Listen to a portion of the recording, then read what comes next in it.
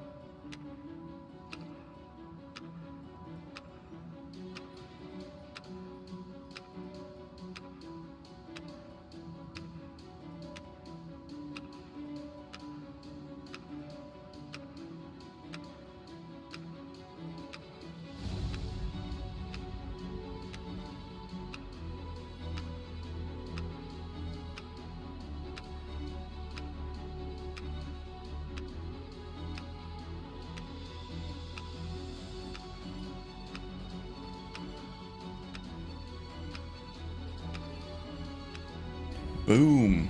Hello everybody and welcome back to the Pure Mage character building stream for Calendil Telandril, High Elf Pure Mage.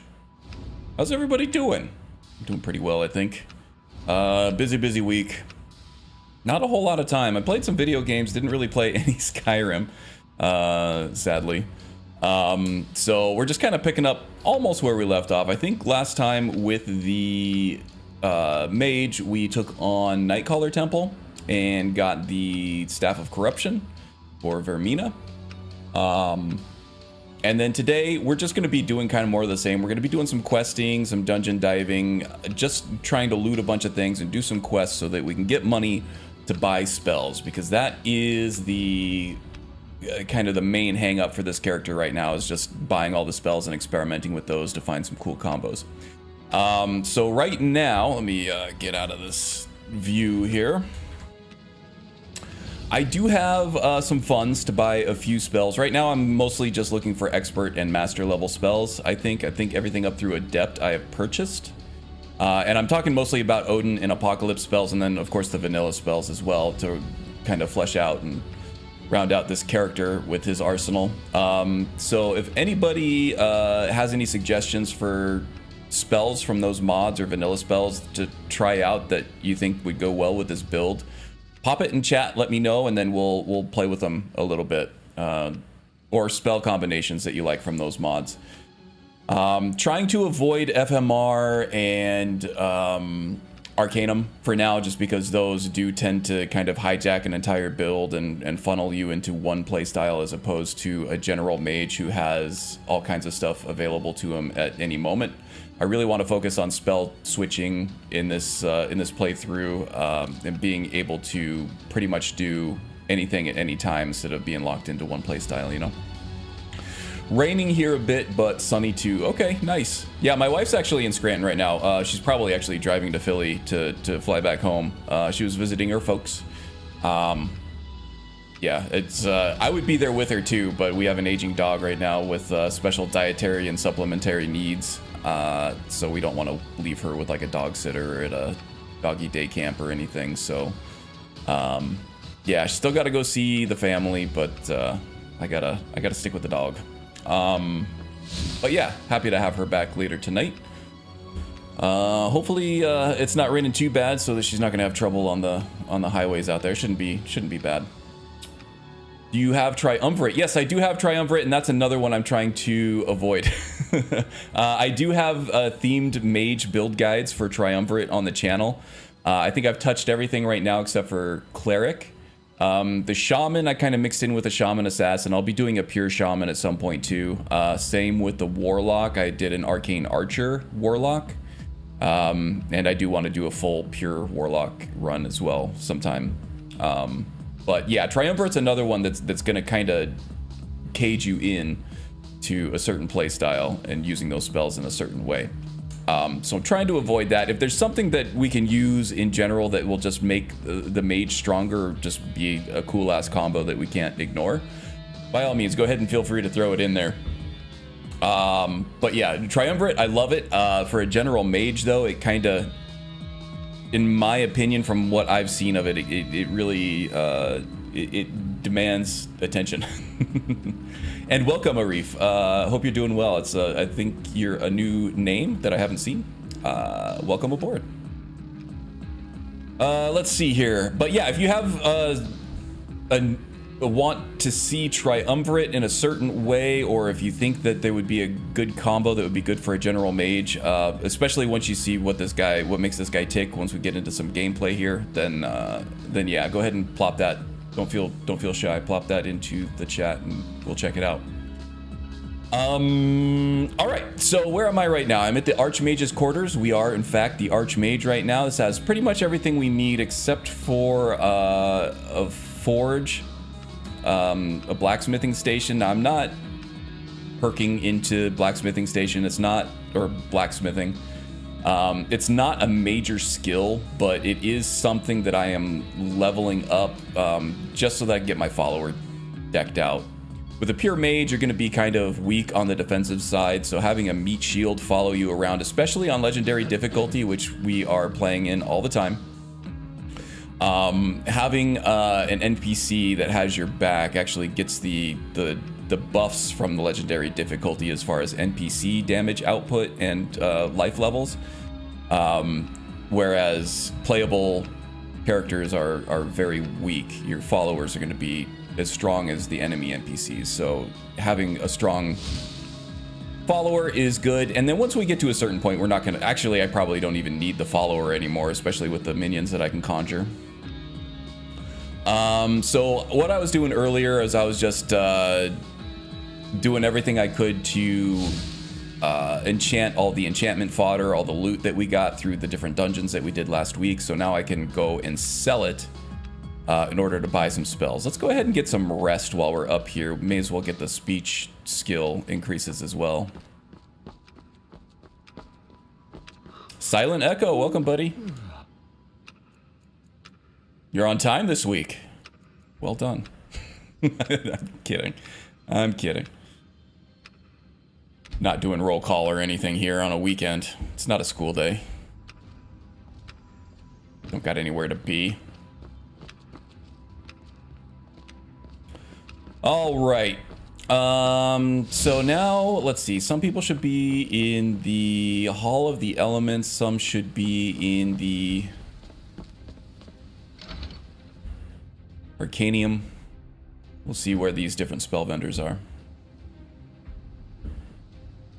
So how's everybody's weekend going so far? Off to a good start, I hope? Not a lot going on for me right now. I do have some yard work and stuff going on. Ooh, bound pike. May as well grab that. That's a spell I don't know, even though I'll never use it because we're not a melee fighter. Let's see. Any spell vendors in here? They're probably all either in the Hall of the Elements or in... Oh, there's Drevis. I think there's probably a lot of stuff Drevis may or may not have that we don't have yet. So, you wish to master the arcane arts? Now, this is the tough part, is sifting through Odin and Apocalypse spells. And trying to avoid Arcanum, specifically. Trying to get the stuff that I need without the stuff that I don't want right now. Hey, P. Miller, welcome, welcome. I'm doing well, Karn. Or Karn, P. Miller. Karn is doing well, P. Miller. I am Karn, you are P. Miller. Yeah, doing well. Hope the same for you. Okay. So let's see here. We have up to Evil Twin. We also have Pacify. Pacify and Dominate. So, okay, I'm gonna head over to the Odin page. I'm gonna see what kind of crap we have. Let's see, I said Pacify and Dominate, right? Okay, so we still need Rage, Rout, and Shadow Legion. Let's start there. Okay, we have Rout. I don't see Rage. Do I already have Rage? Oh, no, there's Rage. Shadow Legion. We need Shadow Legion. Yeah, this is the quote-unquote fun part of the build right now. This is kind of what's taken so long. The Mage has really lagged behind the Warrior in terms of progression. The Warrior is progressing much quicker because he can spend all his money on training, whereas the Mage is spending all of his money on spells, and that's kind of a side effect of having so many spell mods. And that kind of attacks us on two fronts for progression. Is one, we can't spend money on training, so we're not getting the training. And of course, we have to spend the money on this. But look at that face. Fix your face, Drevis. God. Being Archmage here is kind of like babysitting at some point, even with like your quote-unquote master wizards, right? Take a look. So yeah, I can't spend money on training, so I'm not getting the training. I have to spend the money on the spells. So and then there's also a ton of spells that I'm trying to use, so I can't really focus on one to get the progression there. Which is making progression on this guy tough. He's moving a little slower. Trudging toward that, Bravery was one of them I needed. Trudging toward that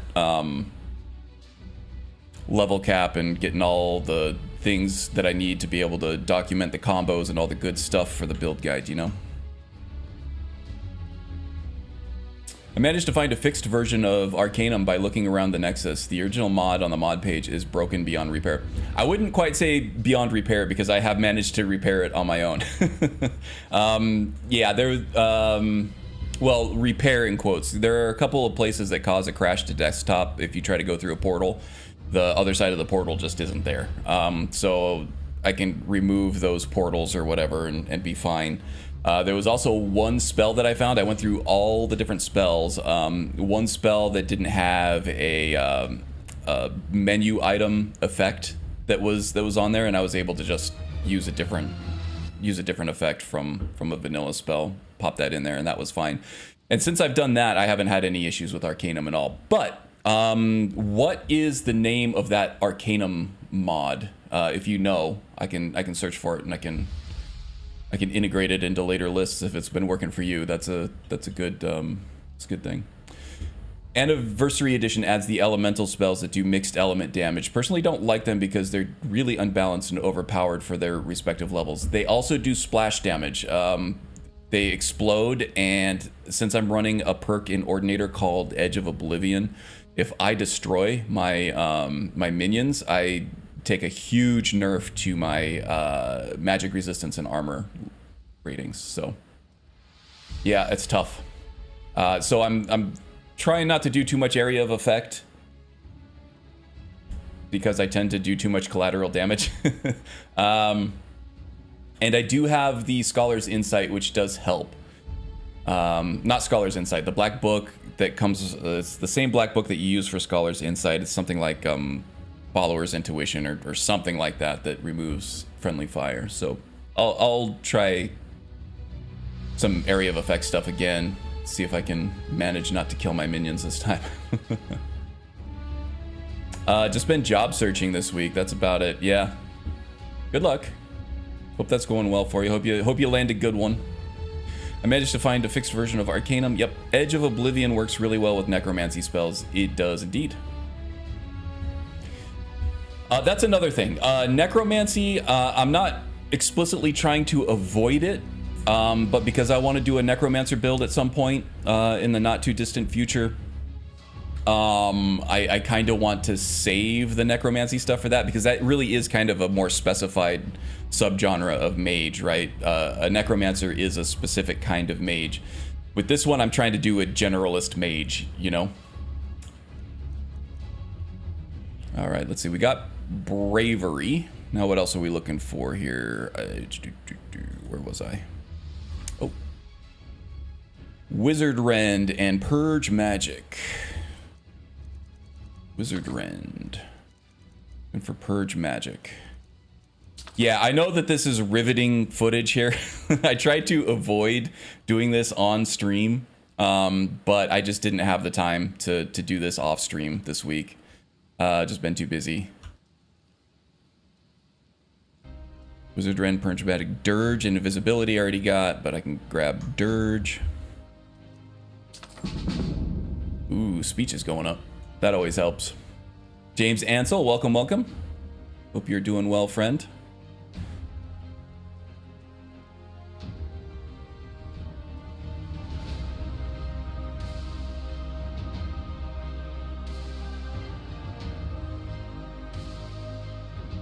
Oh, it's glad to know that GB is doing well. That's good. That's good. Necromancers are the ultimate emo edgelord master. Like, yeah, Magus knows about that.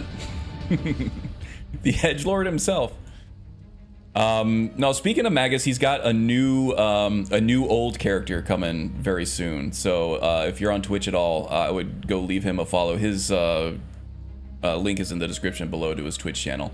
Athralor is one of his favorite characters that he's ever played and that people have ever watched. So it's about to make a... I'm sorry if I'm letting the cat out of the bag on that, Magus. I don't know if that was secret or not. Sorry about that. Wasn't thinking.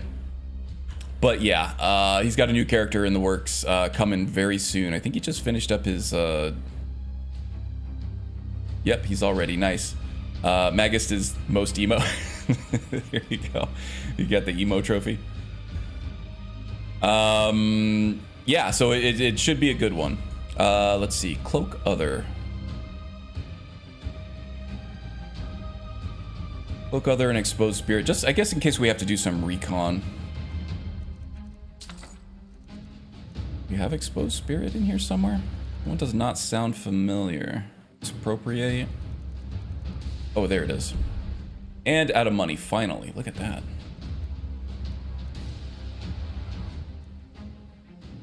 Skull of Corruption I'm going to keep, even though that would be a nice chunk of change to have back. Ramina's Devotion I'm not going to use. East Empire Pendant, I can get more money elsewhere. Belrand, you got all my crap. Where'd you go, buddy? He's sandboxing somewhere. Who? Oh, no, not really. What is it? All good, and you don't even have to pay for the promo too. Oh, nice. Okay, sounds good. What's that? Oh, yes. Of course. I will. You heard it here first, folks. Breaking news. All right, I don't know what the hell I can sell here and what I can't, so I'm just gonna... There's a lot of stuff added by like immersive armors and stuff that is not clothing, but that mages will take. And also I think like the Forsworn stuff, mages will buy that stuff as well. And that's a vanilla thing.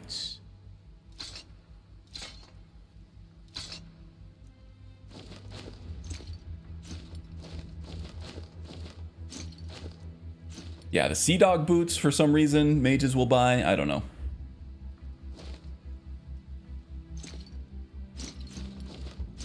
So I'm just taking it all. The shaman stuff makes some sense because shamans are a mage type.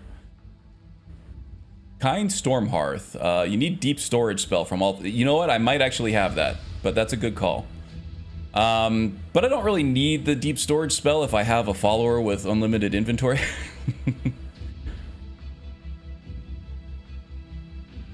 Necro Echo. Nice. Good job. Magus wins.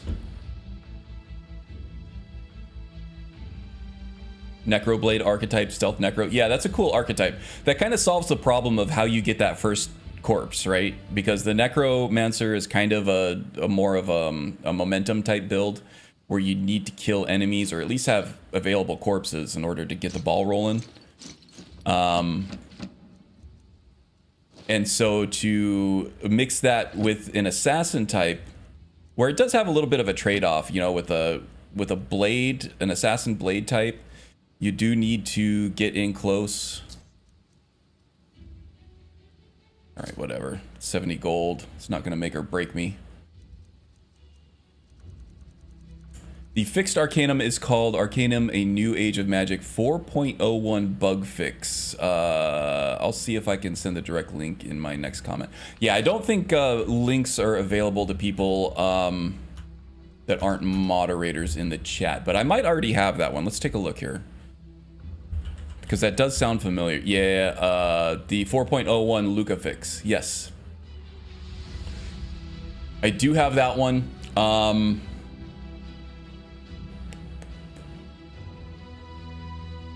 But let's go ahead and visit this on Nexus, and then I will post I'll post the link to that in chat there in case anybody else wants that. But yeah, I am running that one already, and even with that, I think there were still a couple of things. Fix the Tri-Disaster Recast, duplicate add-on node index, destruction spells here, crafting stations floating in the air. There's a problem with my fix. Okay, fixes for certain spells and bosses crashing the game. Okay, these are all good to have. But with this, there was still the missing menu visual effect for, I think it was actually Tri-Disaster, that I just used one of the new elemental blast ones that already does kind of the tri-elemental effect. So I just used that instead. I fixed that in Xedit, I think. And then there was another one. I think there was a portal. I want to say it was in the Forgotten Vale somewhere, where it's like this ice cavern that you go into, and at the end there was a portal where it was supposed to send you somewhere, and it just crashed the desktop because there was nothing on the other side of it. And I don't think that is fixed by this one. So that was another one I had to kind of just remove the portal to, so I wouldn't crash the game. But those are the only two issues that I've had. But yes, that's, if you're running Arcanum, it does need a little help. In my opinion, it's worth it. In other people's opinions, maybe not, because it can be buggy, and it can be buggy in a way that crashes your game. It's not going to be something that'll break your save that I've experienced so far, or halt progression in any kind of quest lines or anything. It's just missing things that will cause a crash to desktop. But if you reload that and just leave the area, you're fine to go on with the rest of your playthrough.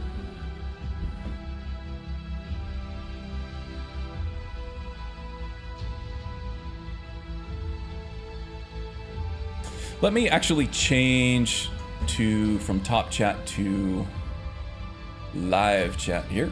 Here we go.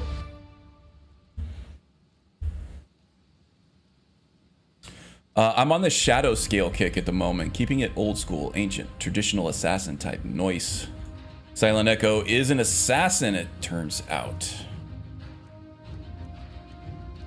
I like assassins. You kind of get they're a little more exciting than the sneak archer, right? Because at least earlier in the game anyway, there's a little bit of attention because they do require you to get in and get close in order to do any damage.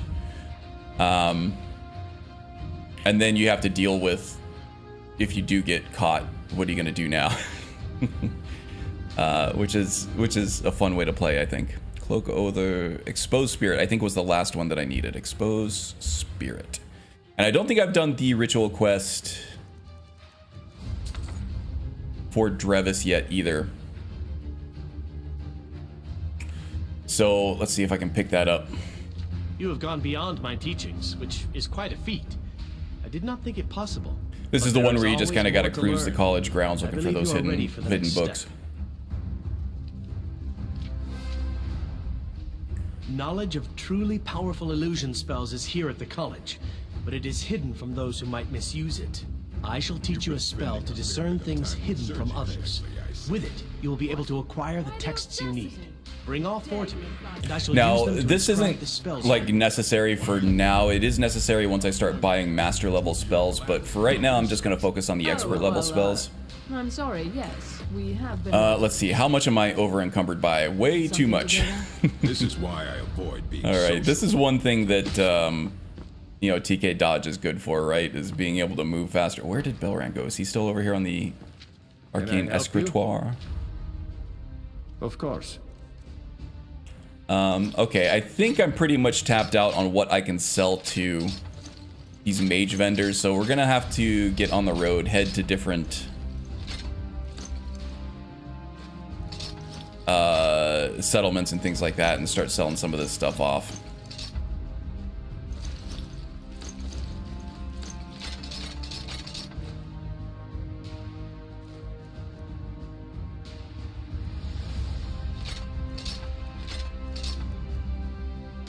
So what y'all been playing? Skyrim, obviously, right? Magus has his Athralor character coming up.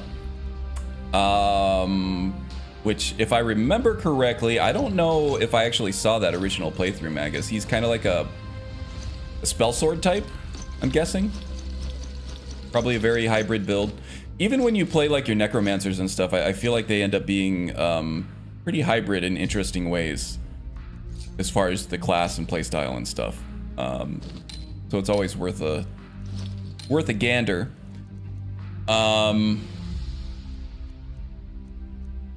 And then Silent Echo has been on the Shadow Scale kick, which is cool. I played a Shadow Scale a while back. Not on the channel or anything. I just did it kind of before I started doing any kind of content creation here on YouTube. It was a lot of fun.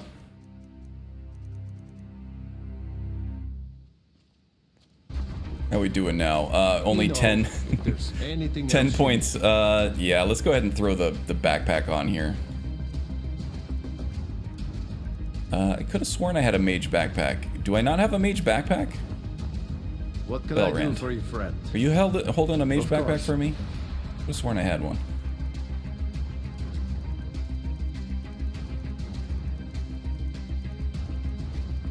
Nope. Sorry. Nothing.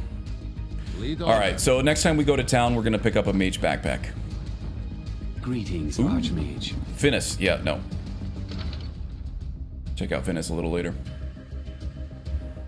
Once you get alchemy up all the way, it's fun to use from stealth on your bow and weapons. No smithing or enchanting or magic, just pure ancient guerrilla stealth attack. It's fun to play. Yeah, I agree. And, you know, alchemy can make any play style at least viable on the hardest difficulties. Hybrid Nightblade, but switched up his style for this. A tad more warrior over stealth, and a few things that may surprise you. Ooh, nice.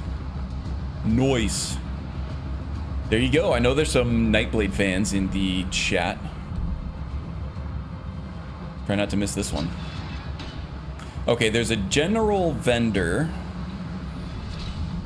down here in town. She might have a mage backpack for me that'll just buy me a few extra encumbrance points here.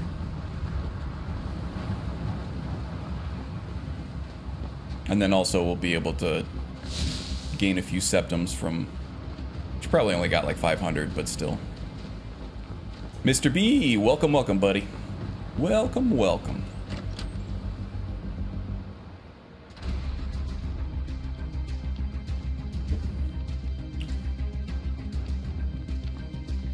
Codlak Whitemane has been... Some may call this junk. Me, I call them treasures.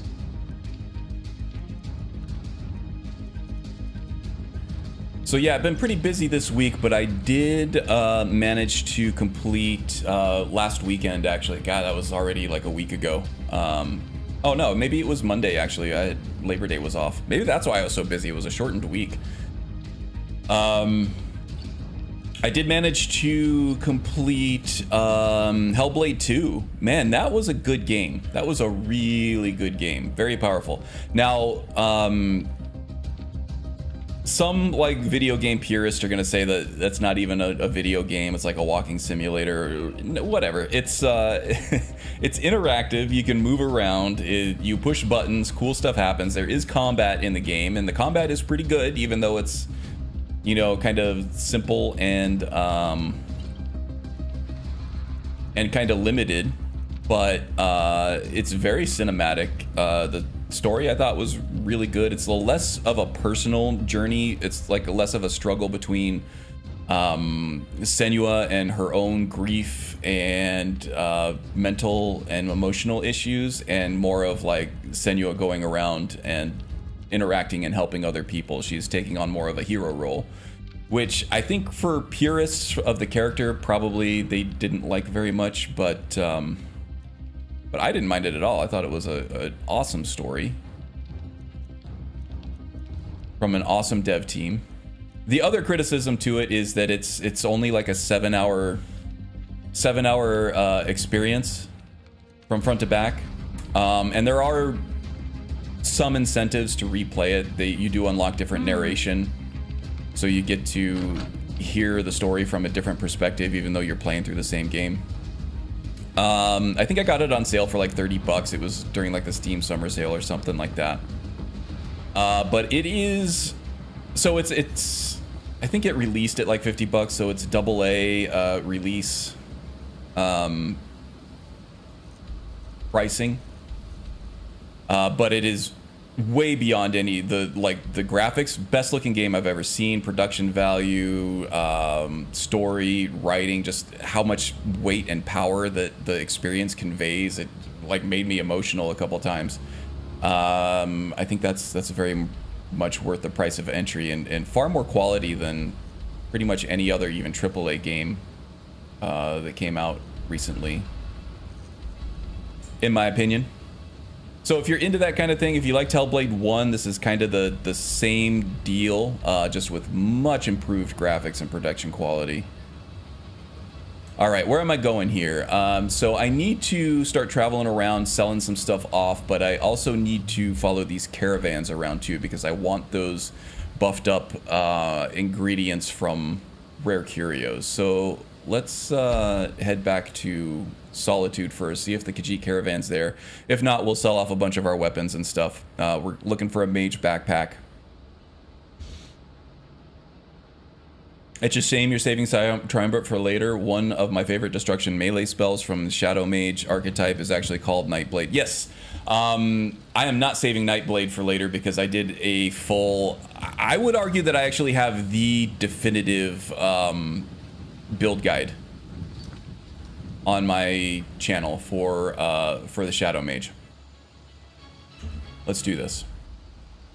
I'm gonna plug my own channel here. Oops, not the Shaman Assassin. I double clicked when I should have single clicked. Acrobat ninja build. Here we go.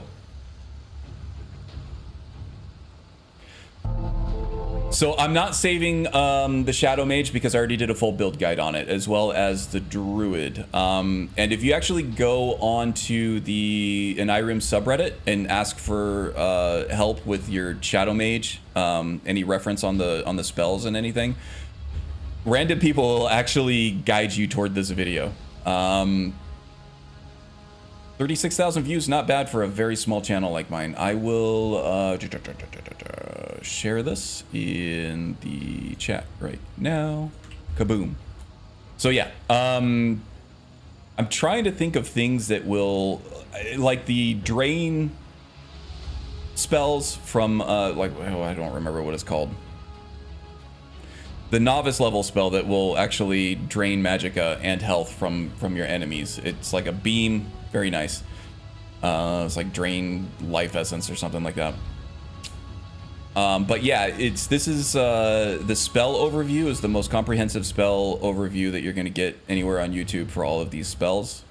Very good stuff. And I'm no stranger to Nightblade.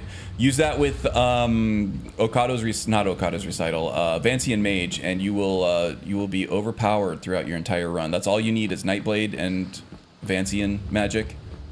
And you're just going to be ripping through enemies like a zip-zapping, teleporting madman. Good stuff. Haster, let's see. Welcome, buddy. Haster's here. A warrior expects nothing. Welcome, Haster. Hope you're doing well. Therefore is ready for anything.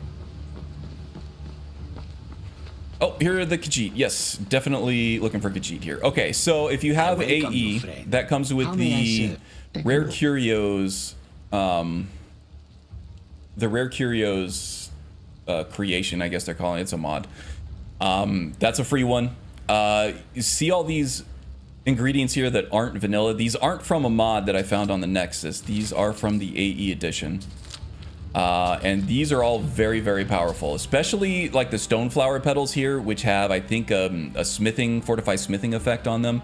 It's not only just fortify smithing, but I think it's also a 1.5% boost to the magnitude of the potion effect when you create a smithing potion from these things. So a 50% boost is huge. That's like 2 perks, really, or more with the vanilla perk tree.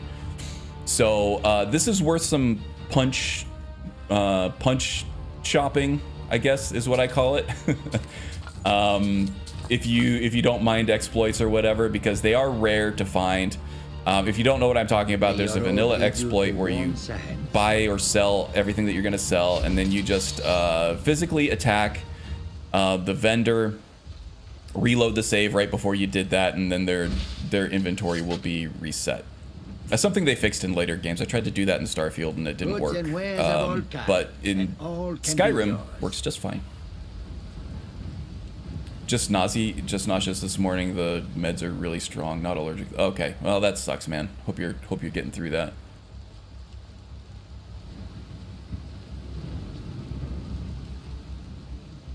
Come and see what goods I offer. I love using Nightblade to dash up to dragons and melting them midair. Yeah, but then you also have to have the cushioned enchantment on your boots or whatever, so you don't take fall damage. If you're not playing a heavy armored character. Yeah, no, that's fun. Hitting a dragon out of midair with Nightblade is one of the most awesome things. All right, so now that we have all that, we got to sell some crap off. Is there anything else that he has here? I'm still looking for a paralysis effect for my weapons. I can give that to a follower. And I am also looking for, let's see, there was something in the armor that I was looking for too that I don't remember. Oh yeah, fortify carry weight, which I still don't have somehow at level 47. That one I can get for free from the Merry Revelers as long as I have Haunting Brew Mead in my inventory, which I do.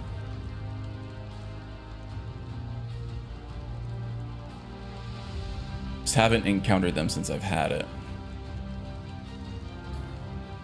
Do we have a Mage's backpack in here anywhere? No Mage's backpack. Now, the reason I'm looking for a Mage's backpack instead of just a regular backpack is, the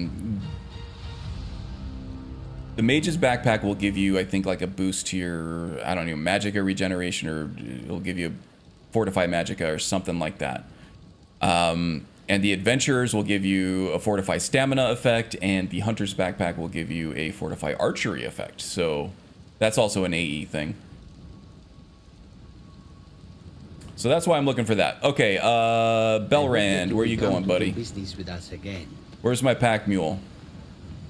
There he is. I have traveled to bring you these fine goods. What can I do for you? Of course. Grab a couple of heavy things. Is there anything else you need? Sell them off over here. The warm sand of it. Take a look.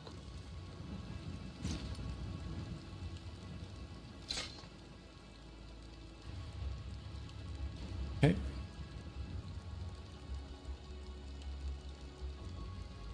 What is it that I grabbed that he's not buying? I don't even know. What did I take?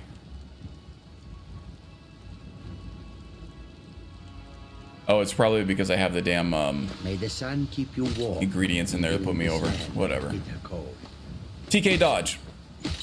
We'll do perma rolls like this is a Souls-like game. This is Souls PvP right here. Just dodge roll everywhere. Mage backpack is plus 20 magicka. Thank you very much. Thank you very much, Arif. Where we are at. I love using Nightblade to dash up to dragons. Yes, that is a very cool combo. Excellent indeed. You can spell twine cushioned into Nightblade. That's awesome. I did not think of doing that. That is quite innovative. Good call on that one. And then that even works if you have Nightblade hooked up to Okado's recital. That will proc automatically. Mage backpack is plus 20 magicka. Good afternoon, Karn, says Keith Sermon. Welcome, buddy. Hope you're doing well. Come in and shut the door. So yeah, I finished Hellblade 2. Any intention on playing Space Marine 2? Maybe. That's probably going to be one that I'm going to wait for a sale on.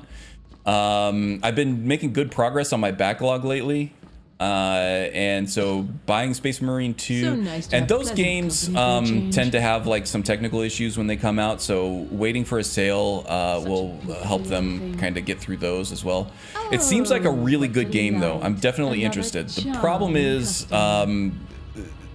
the Shattered Space expansion comes out at the end of the month, and that's going to wreck any Clothes and raiment kind for of discerning ambition, customer. gaming ambitions that I have for probably at least a month, maybe the rest of the year. We'll see how good it is. From reports, it's going to be more like a Far Harbor Dragonborn type mod, where it's going to be more expansive. It's going to be very fleshed out in one area, so there's going to be lots to explore, a lot of story to experience, and I am excited. I know even mentioning Starfield these days is inviting a fight, but I still like it. It's okay if you don't.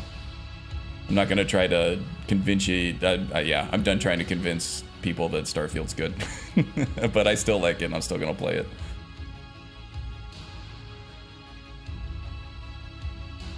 I was the one person that did like the Thief game from 20...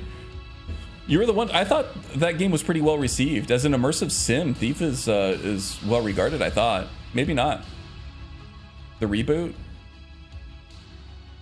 Yeah, I have them in my backlog. Those are other backlog games that I have. I played a little bit of the original one on PC.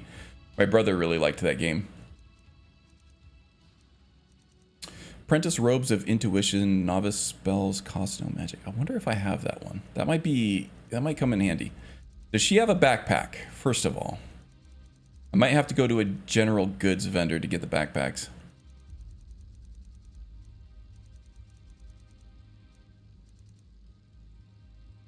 Manel Makar, welcome. Nice to see the Mage in action, and Starfield has cheat room now. Ooh. I wonder how they handle that, because the itemization in that game is kind of a bastardized combination of the Fallout 4 legendary weapons and I guess Fallout 76's just randomly generated weapons. What about Prey 2017? I put 80 hours into Prey. I love that game. RIP Arcane Austin. Damn. They put out so many good stuff and so much good stuff, and then they put out Redfall. One stinker, and it completely tanked their entire studio. That sucks. Now, the Arcane that's in France, I think it's France, they're still around and kicking. They're working on a Blade game for Marvel, which Finally. I think could go... Oh, I need to sell some crap off to these guys. No, I don't actually think I have anything to sell off. Fine, whatever. Now I've been hearing that movie, because I think that they were gonna try to put the game out to go along with the movie. That movie has been in development hell for a long time, and there are rumblings that movie might actually get canceled. Here. So if the movie gets canceled, and that's the game that Arcane Leon is working on, that does not bode well for that studio, I think, which is kind of sad. Yeah, and Arcane's like one of my favorite studios. Some of the Dishonored series, Deathloop. I actually really liked Deathloop. That was one that kind of some people liked and some people didn't. I really liked it. And that was an Arcane Leon game as well. Take all this crap.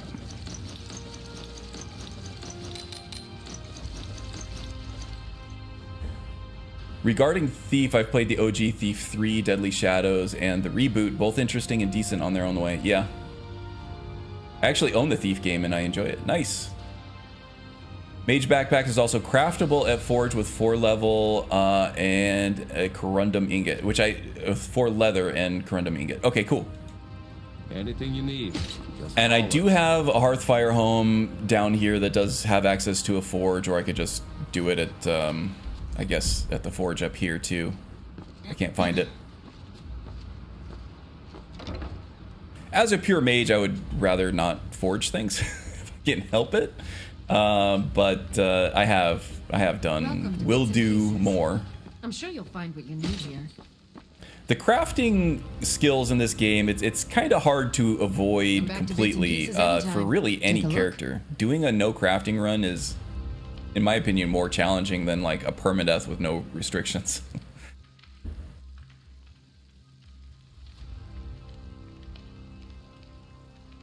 Actually own the Thief game and I enjoy it. Mage Backpack. The studio who made Concord as well. The game, like Overwatch, Sony refunded the money for those who bought that game and the servers shut down yesterday. Yeah, I thought that was more of a... They phrased it as kind of like a temporary thing. I don't know that they are actually shuttering that studio. I haven't heard that they are yet, but it definitely does not bode well for them. If that's the game that they've been working on for 8 years and now they can't even sell it, because not enough people are playing it to even sustain the servers for more than a week, then yeah, obviously that doesn't bode well for the studio.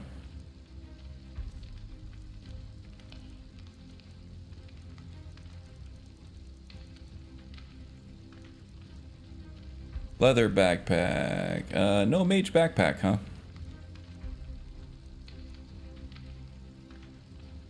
I suppose we'll just have to craft one when we get upstairs. She sometimes has crafting ingredients too, if I'm not mistaken. Like her ultimate potions.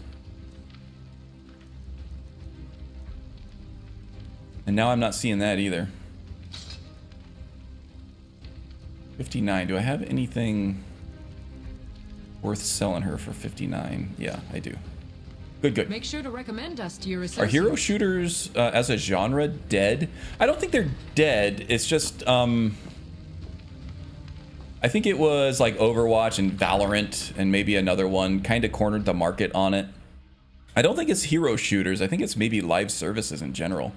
People only have so much time to put into a game, and live services are like notoriously like ruinous of your free time, right? They take all of it. I'm playing Diablo 4 right now. I was playing Diablo 4 and Street Fighter 6, which are two very, very different games, right? That provide very different experiences. But they're both live service games that really demand a lot of your attention. So I had to like stop playing Street Fighter 6 so I could play Diablo 4 and keep up with everything that was being updated there. So yeah, the live service genre in general, I think is tough to get into. And they were behind the times on that. So the Sony went to, I don't remember, it's like Firewatch Studio or something that was doing the Concord games. They were doing, or Sony went to them and said, okay, Overwatch is awesome. Everybody loves Overwatch. You guys go make us an Overwatch clone. And the studio that was making it, of course, because how these publishers are, they don't care what studio, they think all studios are the same and that they all should be making live service games that compete with things like Overwatch and World of Warcraft and The Division and, you know, whatever else is a good live service game. I don't play too many of them. They're, like I said, they're exhausting. Take a look. So to get back to your question, I don't think the hero shooter genre is dead. It would just take something very, very special to get people back into it. The people who still want to play hero shooters are probably either playing Overwatch or Valorant, which kind of are the two best examples of those right now. Return and there need arms, really haven't been any other compelling reasons to switch to another game outside of those. Yeah, people are still playing Overwatch. A lot of people say that it got bad. I don't think it got bad. They just put a 2.0 sticker on a game that didn't change much. Your path has brought you to the finest Fletcher in all the land. Hello and welcome, my friend. How may I help you on this The fine reboot, day? it reviewed very mixed, but tone showed public 2-star review, but gamer reviewer rate very high and never Prey. Okay. Yeah, I think Prey did well both critically and with players. The Thief, I didn't know that it got mixed reviews, but it always looked really good, and the concept of Thief was always really cool. I mean, Marvel, with all the multiverse crap they've pulled, plus all the Avengers movies, people got tired. Yeah, there's only so much that people are gonna... Take a look. And then the way that these big-time investors and, not studio heads, but like publisher heads work is like, okay, they see something making a ton of money, and now they want to switch all their resources over to work on something exactly like that, when by the time that they actually have something developed and ready to sell, people are sick of it. They moved on to something else. Stop trying to copy innovation. You either have to do it like first, or you have to do it way better than everybody else, and you can't do it worse and later, otherwise you're gonna fail. Just the way it goes. Perhaps I'll be seeing more of you. And obviously, if you try to get a studio like Arcane to do a live service game that, like Redfall was supposed to be, obviously they're gonna fail. Or trying to get Rocksteady Studios, the Arkham Universe Studios, to do a live service game like Suicide Squad. Of course you're gonna fail. All right, let's see. Where? Potions, yeah, whatever. Didn't find a mage backpack. Oh yeah, I was gonna craft one up here though. Let's get. We're gonna need a corundum ingot and some leather. Let's just verify what we're doing here.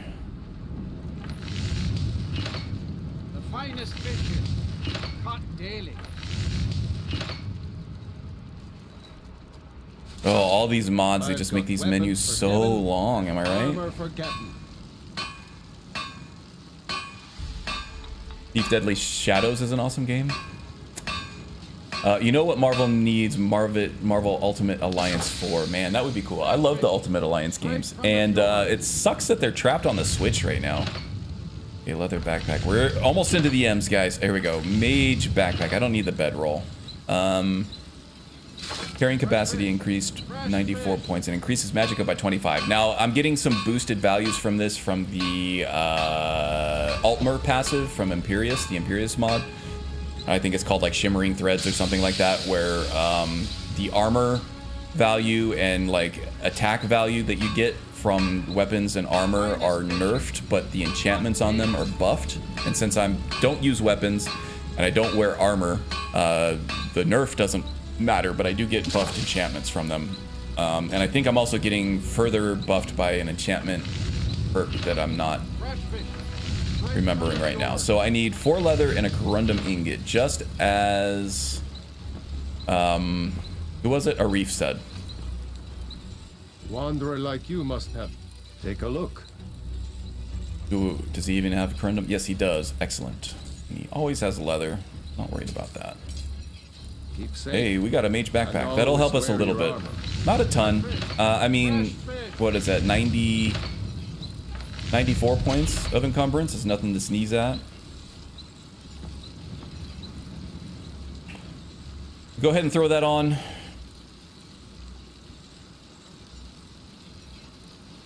Where's my mage backpack? Here we go. And I'll favorite it as well so I can... It looks a little doofy. I guess depending on the other equipment that you have. What can I do for you, friend? Of course.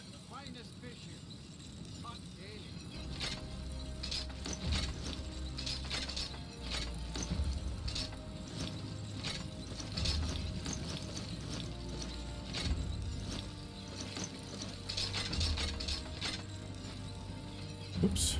Of Did not mean course. to back out of that.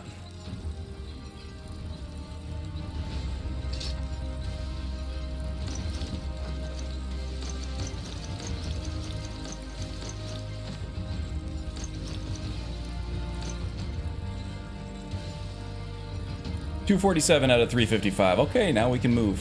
Now we can move. I don't think I have any more weapons or general vendors in the area. There's the court mage, Arms and armor.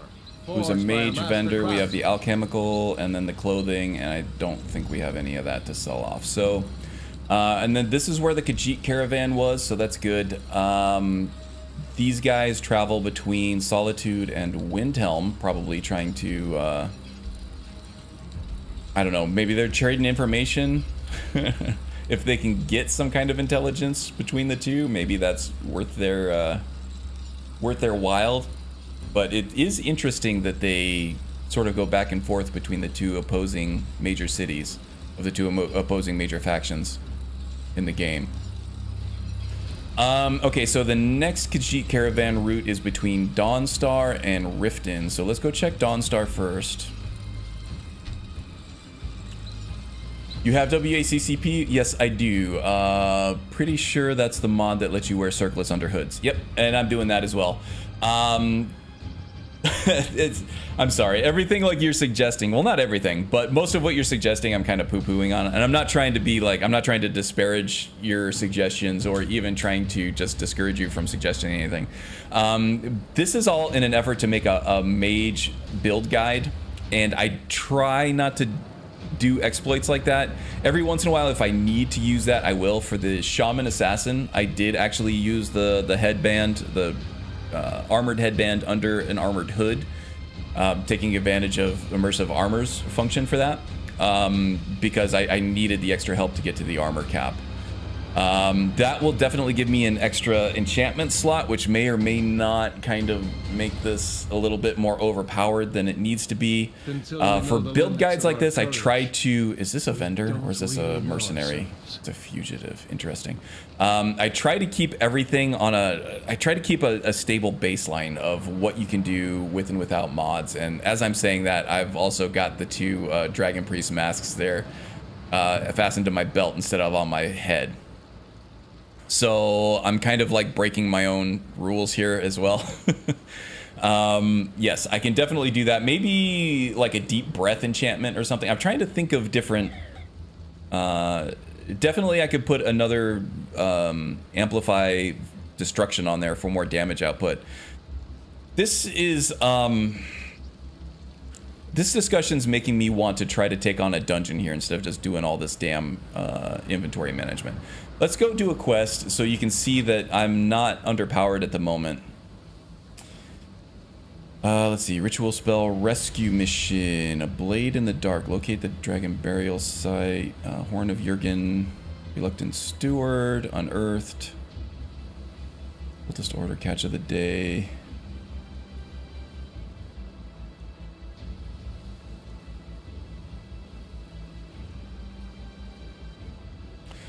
March of the Dead. Okay, let's go take this one on, maybe.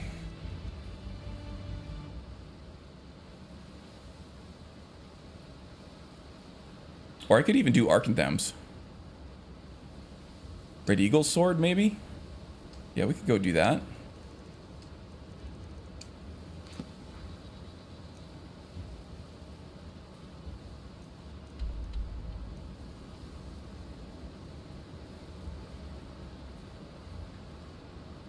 Okay, and I think I'm already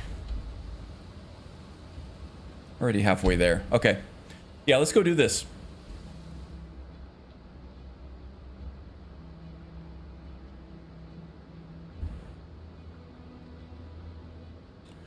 Catch up here. There is a lot of fatigue in the live service category. Hero shooter's dead. A lot of fatigue in the live service category to the point that a lot of people just want to never touch another one again. Pretty much, yeah, and that kind of speaks to the same point that I was getting at too. Movie genres that go on for too long just seems like they're milking it for all the money they can. And yeah, hence the Marvel stuff or the Fast and the Furious series. Come on, people. If you keep watching them, they're just gonna keep making them. Found it funny, Panasonic account situation with Helldivers. Panasonic. That's Sony? I think that's the Sony account, yeah. Where it got tanked after people not wanting to log in to make a Sony account with PlayStation attack. They lost a player a quarter. Yeah, no, that was a little more nuanced, right? I can see where they're coming from with okay, so Helldivers is a Sony exclusive that's also on PC. Sony wanted to make it a requirement to have a Sony account in order to play the Sony game. That in itself doesn't seem like too egregious, right? The problem with it is that it wasn't a requirement before, and the reports later are that the Helldivers studio, I can't remember the name of the studio, they thought it was kind of crappy, so they didn't they didn't heed by that. They kind of just pretended like they didn't hear Sony give them that as a requirement. So people started playing the game without a Sony account, which, you know, to them they thought was fine. Now that Sony has caught on and they want to require everybody playing the game to have a Sony account, well, there are regions that are like region locked out of having a Sony account. They can't have a Sony account.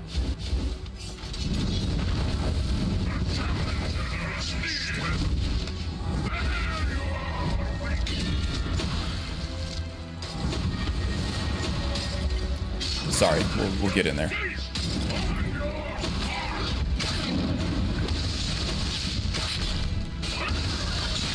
Went pretty well. Oh my god, I got caught. You gotta love Skyrim, right? Ugh. Caught on the terrain. So yeah, there are places in the world, there are regions of players that are already playing this game that now that they want to require a Sony PlayStation account, they're not able to play the game that they bought because they can't have a Sony account. That sucks, right? And I don't know if that's okay. So right now, that's Sony being crappy because they are trying to. They would rather take that game away than one either. Well, I don't know. It's got to be harder than it sounds to enable Sony accounts in areas that you don't support, right? There's got to be all kinds of both technical and Have you seen those briar? technical and like legal reasons why it's hard to just open up another region, right? But now it's like Sony's delayed that requirement a couple times now, and I don't know if they actually instituted it yet or not. But I think that it's probably originally on the studio because they were trying to get more people from all over the world to play the game. That was probably before they were unsure of how popular the game was going to be. So they kind of went beyond the requirements of that to try to get more people to play it, probably either to increase the... What was that? Sorry, I got not an unranged spell going on here. Either to pad their margins with more sales, or to just to try to get more reach on their audience or something. I don't know. But now that Sony is going back and re-stipulating their original requirement, Sony seems like the bad guys now, where it really seems like it was a misjudgment on the developers.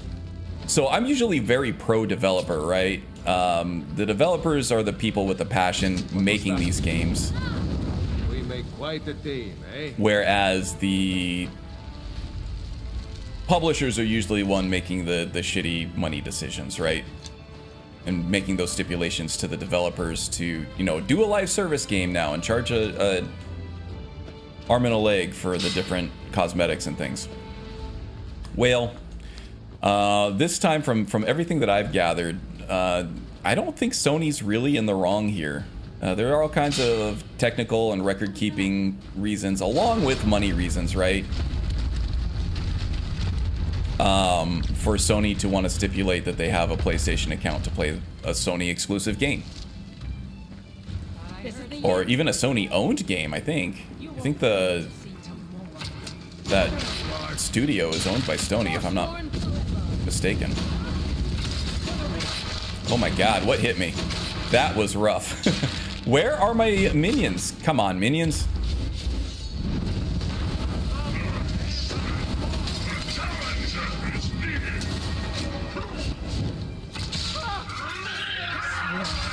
Die from it. Sure showed them. So I did sweep back and try to hit the Dremora here with my flame spell. I think I was trying to test the lack of, or the effect from the black book that removes friendly fire from my minions, and I did actually cause damage to them, but that might have been right after combat ended. I think last stream we determined that it had to be in combat. So next time we enter combat here, I'm going to try to hit my Dremora and my follower to see if that's actually doing damage. Hope not.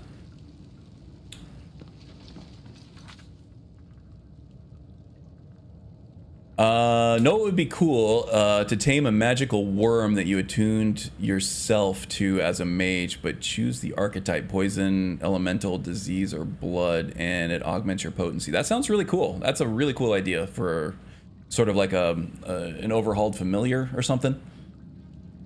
Would be awesome. One game can't wait for I can't wait for is Borderlands 4 and plan 2026 by the latest.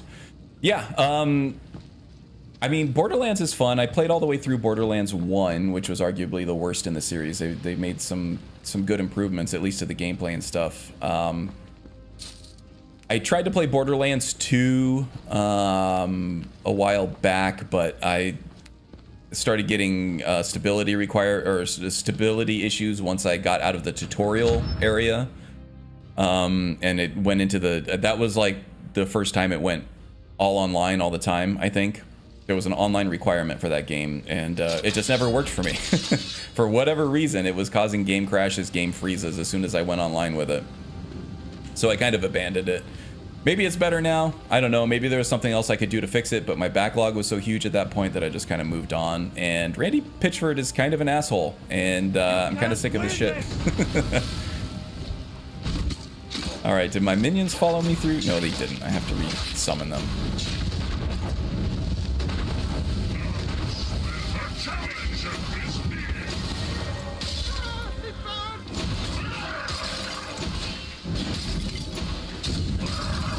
Oh, well, doing very little damage, but I am still doing damage. I don't think I'm doing the initial damage. No, I'm definitely doing damage. Only a fool lets himself get surrounded. Yeah, definitely doing damage. So for whatever reason, that's not working. I wonder if it's a mod thing. If modded spells don't really work with that black book effect, or if it's scripted damage, like scripted burn damage or something through either Ordinator or Apocalypse or Odin. It's causing extra damage on top of the initial damage that isn't getting ignored. That's how a true Nord fights. So, yeah, Arif, I'm not hurting for power right now, which is why I'm kind of hesitant to put another enchantment slot on this guy on the circlet underneath the hood. This is on legendary difficulty already, and as you can see, I'm not having any issues. I am a bit of a glass cannon. I did get hit with that one arrow that took me down to like 10% health. So maybe for survivability or whatever else, that would be good. But right now, the combination of perks and the things I have going on with Okado's recital and everything, they're giving me a pretty easy time right now. I don't think I need an extra slot. What I'm getting from these masks, though, resistance to shock and shock spells do 25% more damage. These are effects that are hard to find elsewhere. Time between shouts is reduced by 25%, and magic regenerates way faster. These are things that are giving me a little more utility to the point where I don't need anything more on top of that. I think the one mask, the Azadal's mask, not Azadal, Zakrisos, I can switch that over to Azadal if I want to do more flame damage. I can switch that to, I don't know what the one is that does the frost damage, but I can always do that. Put it on a favorites bar or something like that. And those are effects that you don't really get anywhere else. Those are unique effects, so I kind of feel a little more obligated to use those where I can find them. But that's my thought process on it. Oh, see, just accidentally killed my my Dremora there. Granted, that was after combat had ended. Okay, so the rotation that I'm using here is obviously a one-handed cast for my minions here. And then I use a hotkey to switch over to Power of the Master with Ebony Flesh in my left hand. So now I'm giving all my minions Ebony Flesh. And then I use a Sky UI equip set hotkey to switch my left hand over to an illusion spell, right hand to destruction spell, and this is kind of like my combat phase here. Now I have Ebony Flesh hooked up to Okado's Recital, and that's the only thing I have hooked up to Okado's Recital because I'm also running Distorted Shape and Ordinator, which makes me intangible for 10 seconds, and I think that intangibility actually, well, I know that it scales probably with alteration skill level because I'm getting far more than 10 seconds of intangibility here. That gives my minions, my follower, some time to come in and take the heat off of me so that I can start, you know, blasting from the back lines. Now I am no longer intangible. This is gonna hurt if I do get hit. Oh, okay, this is just a forager. That's not bad. There is a Briarheart up here that I gotta worry about though. Don't want to get hit by him. So then I just reset back to my Conjuration equip set. Reset these guys, get them to take on the aggro from the enemies, and then I just get to do damage from the back lines. How about that? Pretty good. So yeah, the concept is fleshing out. I just need to, like I said, go through and buy all the spells. Even just Odin and Apocalypse gives you a lot of spells to experiment with and to learn.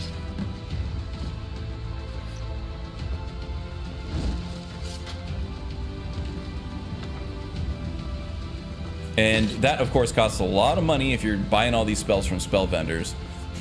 The other side of that is you can get them in random leveled loot, but since I'm running, you know, I'm running Triumvirate, Forgotten Magic Redone, Odin, Apocalypse, Arcanum. That's a lot of spell tomes to show up in random loot. So the more spell tomes that you have from the more mods you have, the less chance you're actually going to see the ones that you want in random loot. What can I help you with? Or in leveled lists. Of course.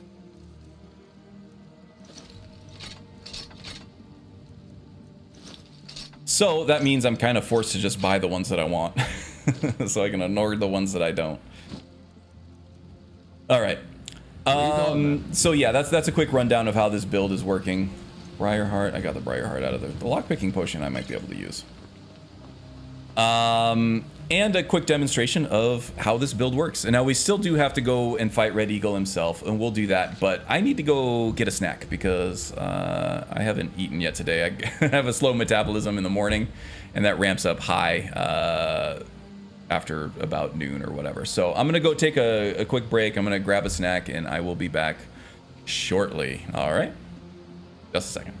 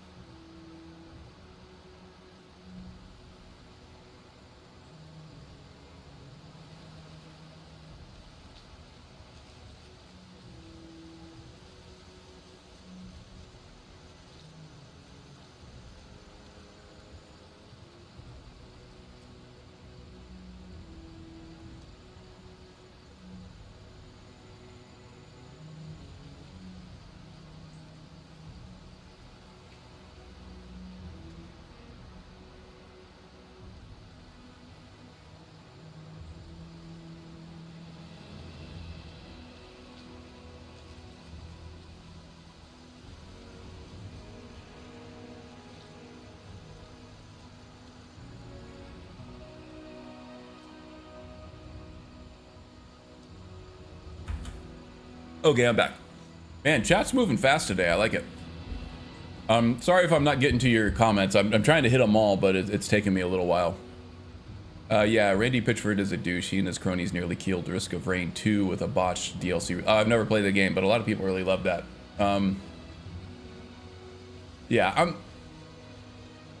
Borderlands seems like a good game. I think the sophomoric humor is kind of getting old for a lot of people. It doesn't really get old for me. I love that stuff. But yeah, a little overbearing from what a lot of people say. But yeah, Borderlands still a good IP, still a good game. It's just Randy Pitchford as the mouthpiece for anything is a bad idea. I think he's total narcissist, and he's got foot and mouth disease. And plus, that movie didn't do that IP any favors either. That was pretty bad from a lot of accounts. I kind of want to watch it just to see if it was as bad as everybody said it was. It had a lot of big name actors in it. Probably all for the paycheck, I'm guessing. Wondering if I should use Luminosity and Enhanced Atronachs or use Golems. Thoughts? Enhanced Atronachs are cool. A lot of the Atronachs tend to be ranged though, so if you're looking for somebody to take on the front line battle for you as a mage, probably want to switch to Golems or Golems. I think the only real tanky Atronach is the Frost Atronach. Even like the Storm Atronach likes to fight at range and flies all over the place. Had a house guest for a few weeks. Tom Mole is here. Welcome, buddy. Missed you all though. You know the Karn fix of Skyrim. Oh, I appreciate it. Well, glad to see you back. Hope you're doing well. Hope the house guest didn't take too much out of you. I know that can be exhausting. Dukon is the ice leveled priest mask, and why not use? Why not all acolyte? Yeah, why not? Why not equip all three? Yeah, I would suppose that would be easy enough, right? I don't know. I'm looking for a balanced attack here, right? I don't want things to be like too easy as I just blow through all these Forsworn, right? And I don't want to exploit the game too much. So I think maybe one Dragon Priest mask would be ideal. So in the end game, I think once I get everything, figured out here, I'll probably limit myself to one mask at a time, even if I'm putting it on the belt, just to kind of be more in line with that sort of vanilla baseline of equipment slots to have available. I don't know. I don't want the build to be completely exploity and completely overpowered to the point where it's like not fun. I want there to be some challenge aspects to it, and I also want to demonstrate that this is going to be a useful, viable build on the highest difficulty levels, even if you don't have these mods that allow you to put more equipment slots on, right? Unless I'm going to make it a requirement for a mod for the build guide, and I try not to do that unless I absolutely have to, unless it's like a key trait of the build itself. If it adds like a key mechanic or a key enchantment or a spell or something, then I make that mod a requirement for the build. But if at all possible, I try to keep these mod loadouts as general as possible.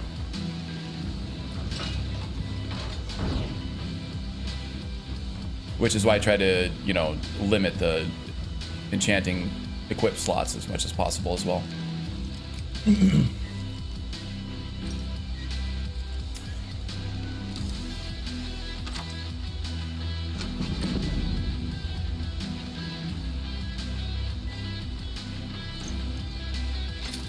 Nice stuff that I can enchant and sell off for lots of money, which means more spells, which means I can finally progress this build to the point where I can start producing the video on it. So as far as video production, yeah, you know me, I'm not putting out a whole lot of videos, not a fast rate of video production here. The next one that I'm going to be working on is a combat guide it's going to be called like Guide to Better Combat in Skyrim or something, better melee combat in Skyrim specifically. which is a video I've been wanting to make for a while. I've got it pretty much all written. I just need to record the voiceover for it and then start capturing video. But it's gonna cover, it's kind of like how the warrior has like the 3 rings strategy, which is lifted from the Book of 5 Rings. And it's all about like what to do at different ranges and stuff and what to be ready for. Yeah, it'll go over like the 2-handed stuff. It's gonna go over like if anybody's a fighting game veteran, it's gonna go over like the footsies part of it, which is basically using your movement as a first line of defense, manipulating ranges, and then about how the bash is a very strong tool that not enough people use, and all the different ways that you can use that to open up your own offense in safe ways.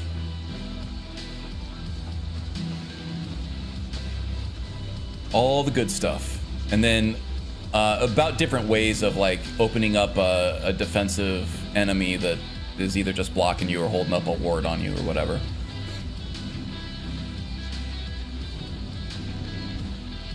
Better melee, like with Nemesis framework, precision, TK dodge. Yeah, so I am running Nemesis. TK dodge will be in it, but it's not going to be a requirement. It's more about strategy. That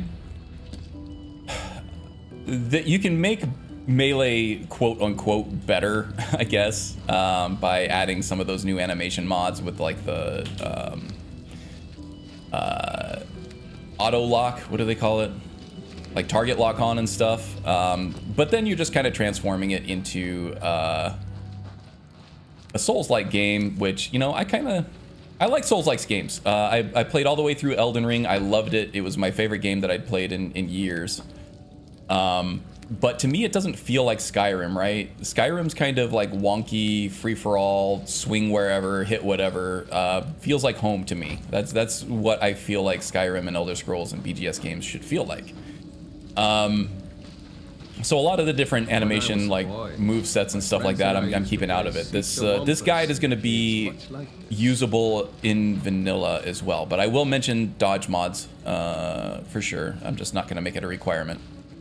Kind of back to that same conversation of trying to keep a baseline level of sanity in these builds so that they're highly reproducible for people with vastly different mod loadouts and things like that.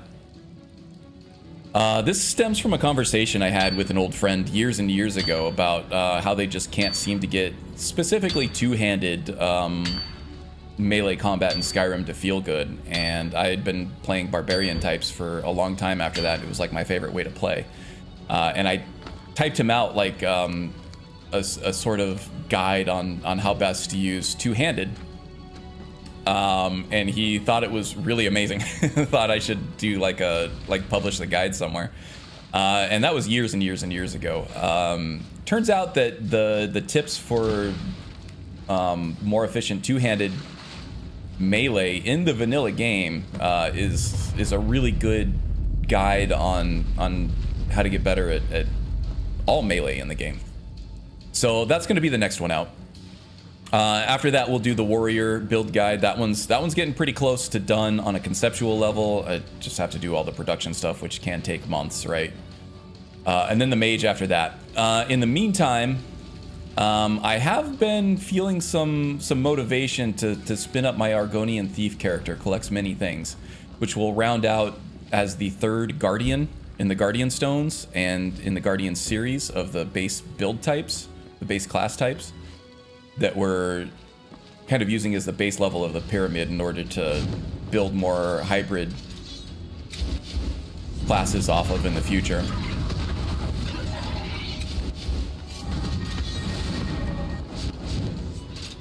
I kind of want to see what else I have. We have Frenzy, but I kind of want to use like a simulacrum. Kind of greater simulacrum. Here we go.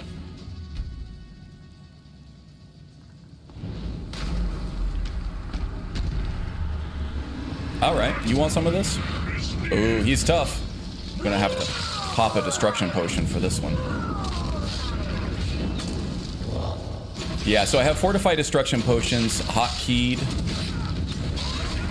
And you can see how much of a difference that makes. So, as a warrior archetype, I mentioned how, like, the block bash is very underutilized. How that's probably the strongest tool you have available as a melee warrior is that block bash, and not enough people use it. In terms of the mage archetype, the extremely powerful tool, the extremely powerful weapon that people just don't seem to be using much is a Fortified Destruction Potion. You can make these out of some very common ingredients. I do glowing mushroom and what was the other one? Nightshade, which you can find at the very beginning of the game. You can find Nightshade in Riften, and you, or not Riften, Whiterun, just at the cemetery in Whiterun.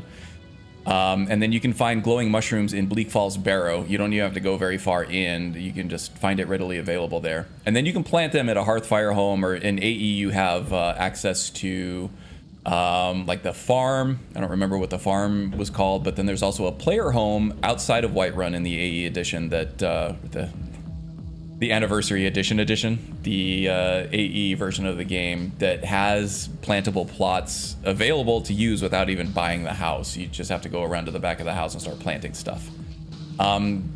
These are, I don't have any perks in alchemy at all because that's not part of the mage class, at least with classic classes and Burst Science Reimagined, and it's that skill doesn't fall under the mage stone anyway for the guardian stones. But yeah, so this isn't boosted by any alchemy perks at all. I don't even have alchemy capped out at 100 yet. It's only at 74. I do have some, I have a crafting set, an alchemy set that I have enchanted because enchanting is part of the mage archetype. So that does boost some things up quite a bit, but I'm getting a 62% boost every time I pop one of these potions, which is huge, a huge amount of damage output for a mage. And those are readily available. You can find them at alchemy vendors as well, at potion vendors, but they're, in my experience, very rare to find. But they are very readily available for just crafting for the materials, and then you can use any alchemy. I think like at level 10 or 15 or whatever you start at, you get like a 20% boost, which is like a full perk level worth of damage. For just a completely uninitiated potion. So craft those up and use them if you're a mage. If not, you're nerfing yourself.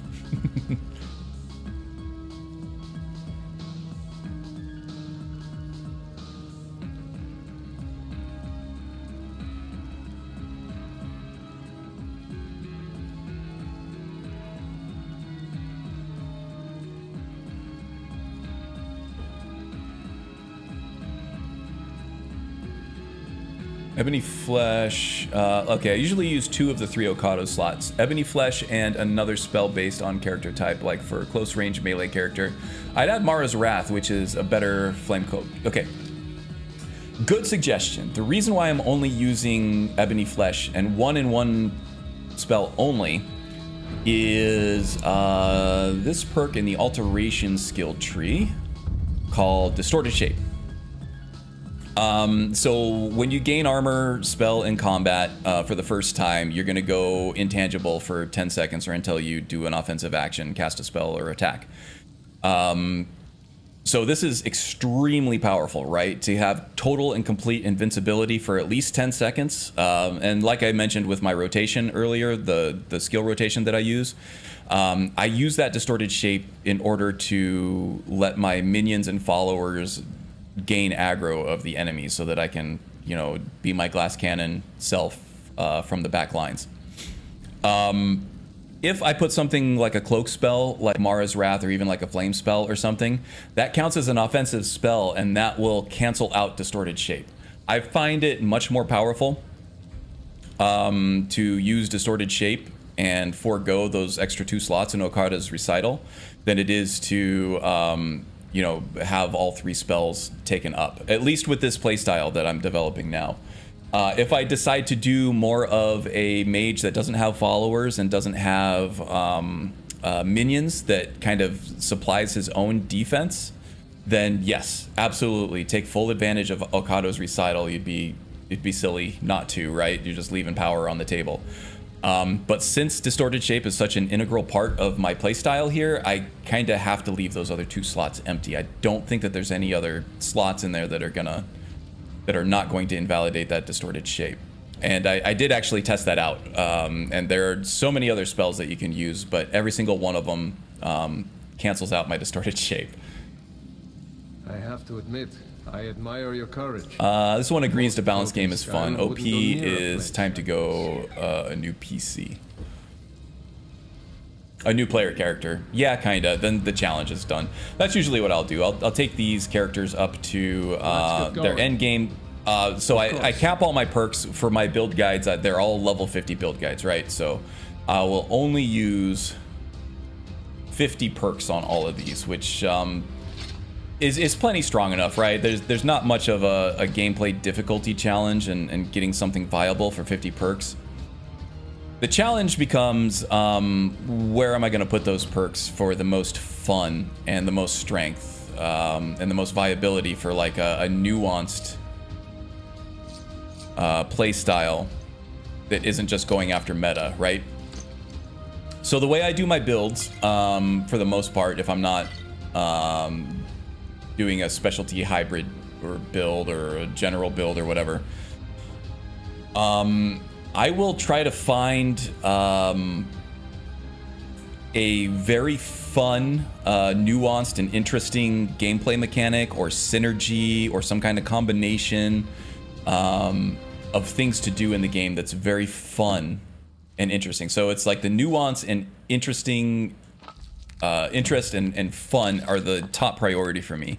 Then the challenge, the build itself, becomes about building around that gameplay mechanic or that combo or whatever that concept is, and building a character that is viable on legendary difficulty for everybody to play. Let's go.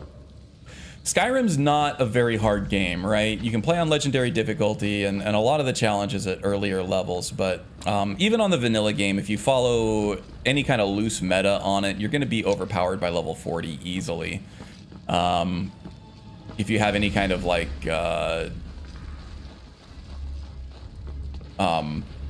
centralized idea on how a build should work and kind of build around that with your perks and your equipment and things like that, you're not going to have too much of a difficult time at high levels on legendary difficulty, at least in terms of other games. Things like Path of Exile and Diablo and the action RPGs and stuff, if you're going to play the high level end game content on that, you do need a very strong build, and you have to focus on meta and things like that. But Skyrim, you don't, right? Inside, no doubt. For me, the fun of Skyrim is coming up with those builds that after, how long has it been? 13 years now? Going on 13 years of playing this game. Trying to find new ways to play that are still fun and interesting and making that viable at legendary difficulty.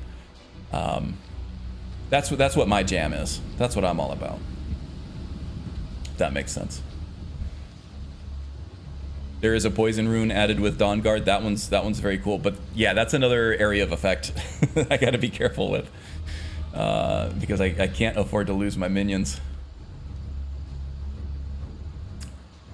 Never really liked TK dodge. Doesn't really fit Skyrim. I like it because it makes movement more fun. And for me, like the best way you can make a game feel better is by improving movement. I'm getting some framiness here. Am I? Yeah, okay, this is I don't think I'm locked at 60. Should have an uncapped frame rate. Yeah, no, it's just one of those spots, I guess. Oh, man, spoiled PC gamer here, feeling the framiness at 55 frames. Okay. Yeah, but I like it because it gives you an active way of actually moving. It makes movement fun and gives you an active means of defense if you don't have like a block or something like that to rely upon. And it's not a dodge roll, but the roll is in the vanilla game, right? It's the silent roll or whatever. So So it's not really much of a stretch, right? It's still in the game itself. But I feel you. It's it can be overpowered, especially because the game wasn't designed to have a dodge roll in mind. You can kind of mimic the effects as long as, well, with movement speed, but I'm trying to think of a vanilla effect that actually increases movement speed, and I'm having trouble here. With enough movement speed, you kind of don't need the TK dodge, right? Minus the iframes or whatever, but you can still, if you're moving fast enough, you can dodge projectiles and dance in and out of the range of slower melee enemies. Thinking about making a mod list where it's all colorful and bright and cutesy and then boom, horror. Yeah, that's good stuff. I like it. Sounds like a vigilant, cute horror. Funny you said that because I even added Vigilant. Yeah, Vigilant's a cool mod. I'm still yet to play all the way through it, but I'm looking forward to doing a Vigilant playthrough for sure. That's going to be a lot of fun.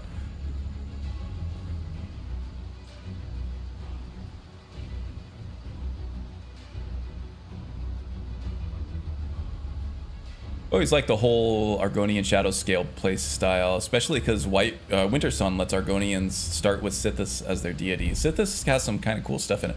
I think the Sithis doors are kind of bugged, though. I've never had a problem with it, but I guess if you use them too much, then things start going awry. All right, where the hell am I going here? You know what? Maybe we should go...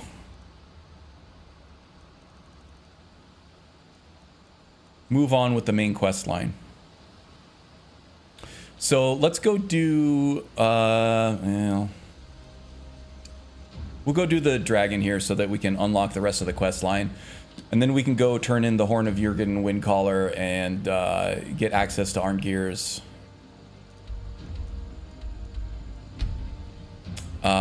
whispers, so we can find more word walls, so we can start getting some shouts involved in this guy.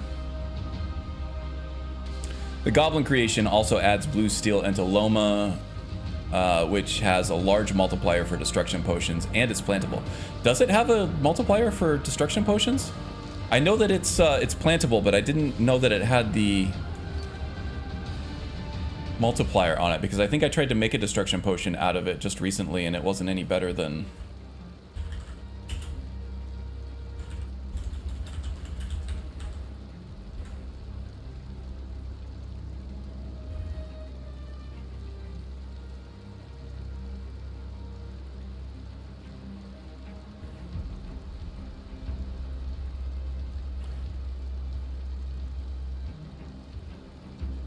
Yeah, I don't think this one has a multiplier on it.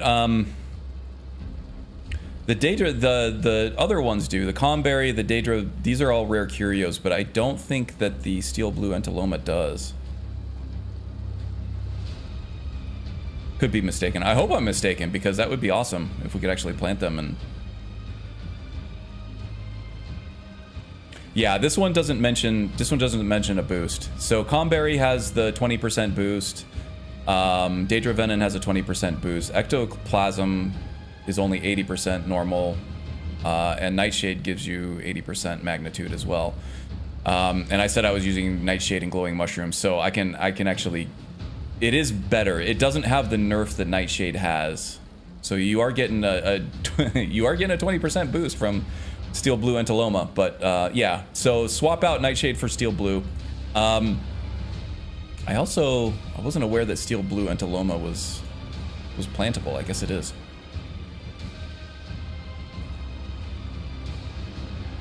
Okay. Yeah, I'll go check that out.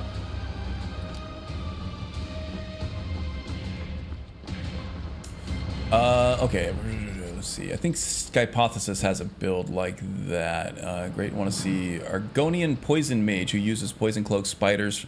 Yeah, it was like, I don't remember. It was a very Lovecraftian themed build from Skypothesis.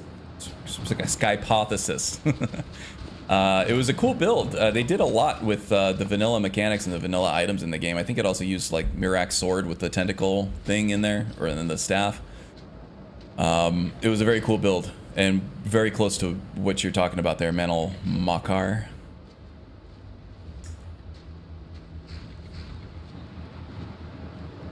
Magus has a mod for Potion Rune. Highly, yeah. So it does buff the Potion Rune. It makes it stronger for sure, but it makes it more usable, right? It kind of expands things, makes it trigger correctly. I consider it more of a fix than a buff, honestly. So yeah, I also recommend the poison rune.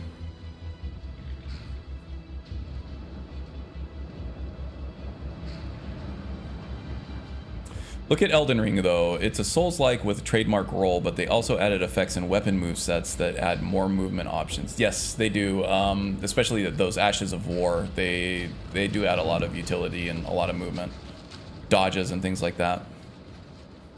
Same here. I love the whole idea and concept of lore behind shadow scales. I'm currently playing mine right now as I'm listening to this in the background. Awesome. I love playing Skyrim together. Like, you don't even have to play the Skyrim together mod, right? Just getting together and talking about each other's builds and everything. This is like one of my favorite things to do. This is awesome. Talking about this 13-year-old game, like we're still figuring things out and everything. It's awesome. All right, doing a quick save here. Just making sure we're not going to get any crashes or anything. Sometimes funky stuff happens in this area. Wait, hey, Acid Rain is here. Welcome, welcome. Hope you're doing well, Mel. Mel. Well, Mel.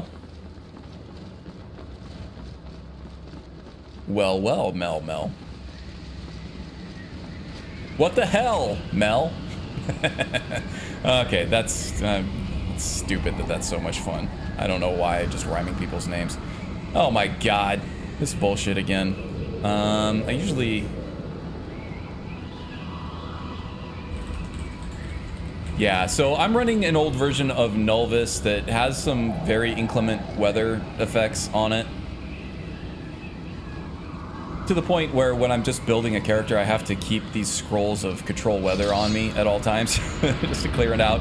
This is a scripted weather event for this part in the game where you face this dragon with Delphine. It's supposed to be a storm. And I'm probably going to have to do this multiple times. Because it gets very obstinate about making sure that it's storming. No, you don't want to go up there. A dragon. Well, you added the storm. Yeah, I didn't know that the storms were going to be like this. Well, I don't know. Not yet. It flew over the town and I landed on the old dragon can't be mound. bothered to go in and try to change it at this point. I'm not waiting around to find out. Come on, hurry. We might be too late. Yeah, freaking Couch Warrior, man. That old school D&D guy showed me a completely different way to play the game. And you are carrying on that as well. It's cool being able to nerd out. Absolutely. Speaking of Couch Warrior, he actually inspired my Shadow Scale playthrough that I did. And it wasn't really a build. It was more of a roleplay adventure. My Shadow Scale was, he was a former slave from sort of these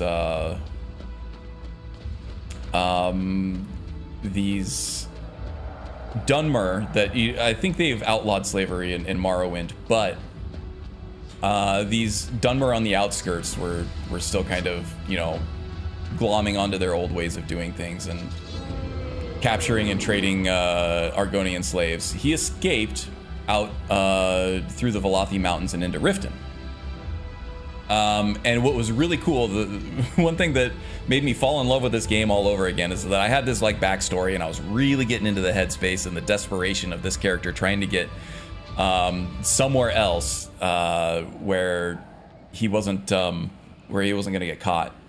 And wouldn't you know it, random encounter right out of the gate when I spawned. I used this was alternate start, living another life, to spawn out in the Riften Wilderness, and it spawned me right on the border between Morrowind and Black Marsh, right there in the corner of the map. And 5 steps in, I got a random encounter of a dark elf attacking me. That was fucking awesome.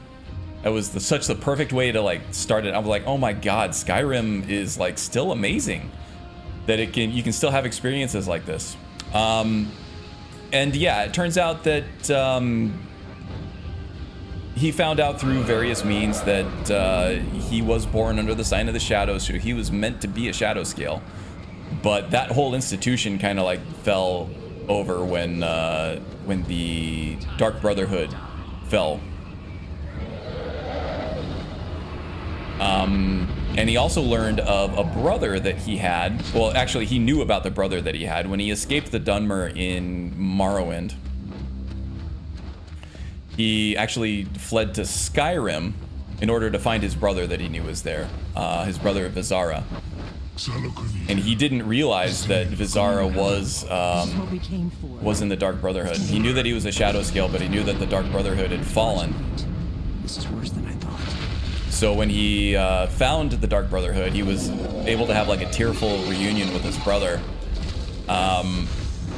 And when you go to that Dark Brotherhood sort of sanctuary, you see Vizara doing his like he's training on the dummies with his sword, right? He was like so like enamored with his brother. Is like it was like this long lost friend that he suddenly he wasn't alone anymore. He had somebody, and just like watching his like well-trained sword movements and stuff was like enthralling to him. So he like tried so hard to mimic that style that had been lost to the ages. But then it's like he got very little time with his brother because then the Dark Brotherhood gets destroyed, Vizara gets killed. There is a mod, however, that lets you take Vizara on as a follower indefinitely. That sort of resurrects him, not really in any kind of lore way. It's just all of a sudden Vizara is back and available as a companion because the game lacks for Argonian companions, except for Dirkethus, I think, is the only vanilla Argonian companion that you can get.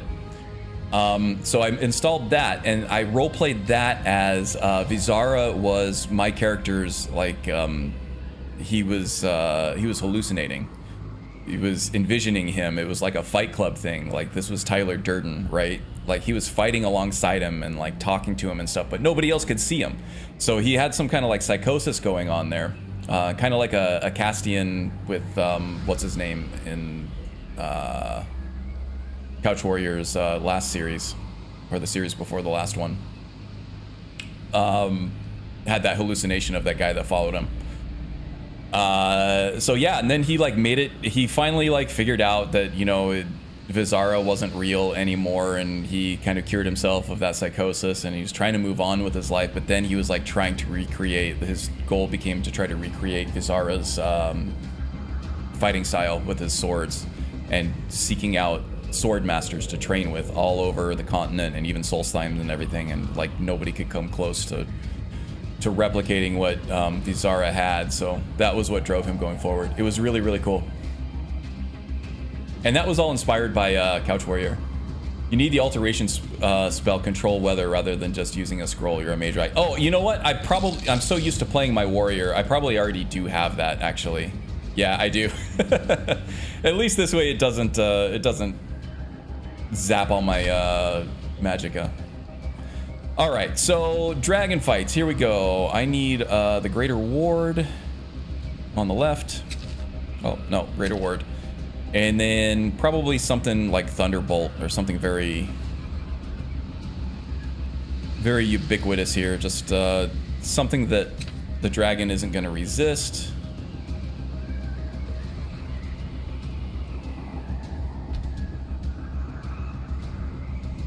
Oh crap, I also need to get my...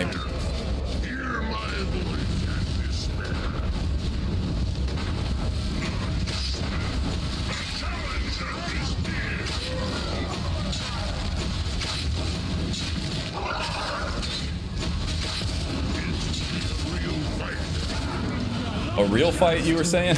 I don't think so. I don't think so. Luckily for me, he just decided to land on his own. And then my Dremora could go get him. Probably should have switched to a conjuration that had more range on it if I'm doing it like a prolonged dragon fight.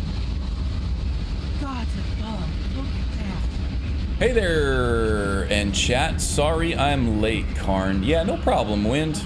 It's true. I owe you some answers. You're doing well. Hope you got some rest. Go ahead. Whatever you want to know. Nothing held back. The Ordinator perk that turns runes into upward elemental throwers is very hit or miss. It's great if you have a way to paralyze or hold an enemy over. Yeah, that's kind of the way with any of those spells. I'm one of the last That, like Triumvirate has one of them, I think, with the Shaman. Ordinator does have some things that cover an area, and the new Summer Mist has a lot of that too, where it covers an area on the ground with damaging effects. The blades have been searching for a purpose. Now that Yeah, that's kind of the thing, is keeping the enemy in place. So if you're like a hybrid, like spell sword character, you can kind of sort of affect the ground right in front of you and then go at other melee fighters in to fight you in that area. Or you need something like the tumble magnet or paralysis, or like you said, to get them to stay in one spot to get the whole effect on that. But they're usually very, very powerful. What's our next move? The first thing we need to do is figure out who's behind. Unpledged. That's the one. Thank you, Aster. It was Kaleo, former they aren't involved. Legatus, now in penance. Yes, indeed. Very poetic way of describing that too, by the way. Well done. The storms in Novus are so much cleaner. Oh, they are now? Because I can't see. This is an old Novus, and I can't see anything through this blizzard, which is realistic. It's immersive, right? It's also kind of treacherous if you're doing like a permadeath, like tactical kind of role play. But if you're just trying to build a character, this is terrible. You're trying to stream it, can't see anything, can't see shit. I go with the fact that shadow scales were so secretive, like ninjas. That they still exist but are like Ronins or mercenaries. Shadow Scales are the ones that held off the Oblivion invasion. Oh, specifically Shadow Scales were the ones? Nothing solid yet. That's cool. I didn't know that part of it. It can't be anybody else. The Empire. I know that the Argonians didn't really get hit as hard by the Oblivion crisis. And now the dragons are attacking everywhere. For whatever reason, but I didn't know that the Shadow Scales were behind it. That's pretty cool. I think that the Hist actually tipped them off to it, and they were able to do something, but I didn't know what kind of strategies and tactics they deployed or employed to deal with it. Now I kind of want to look up a video on it or something. If we could get into the Thalmor embassy, it's the center. Just casually spoiled the ending to Fight Club. Yeah, I mean, I think if there's got to be a statute to limitations on spoiler alerts, right? A 20-year-old movie. That's got to be okay. If you still haven't seen Fight Club, it's still worth watching. Sorry, I apologize.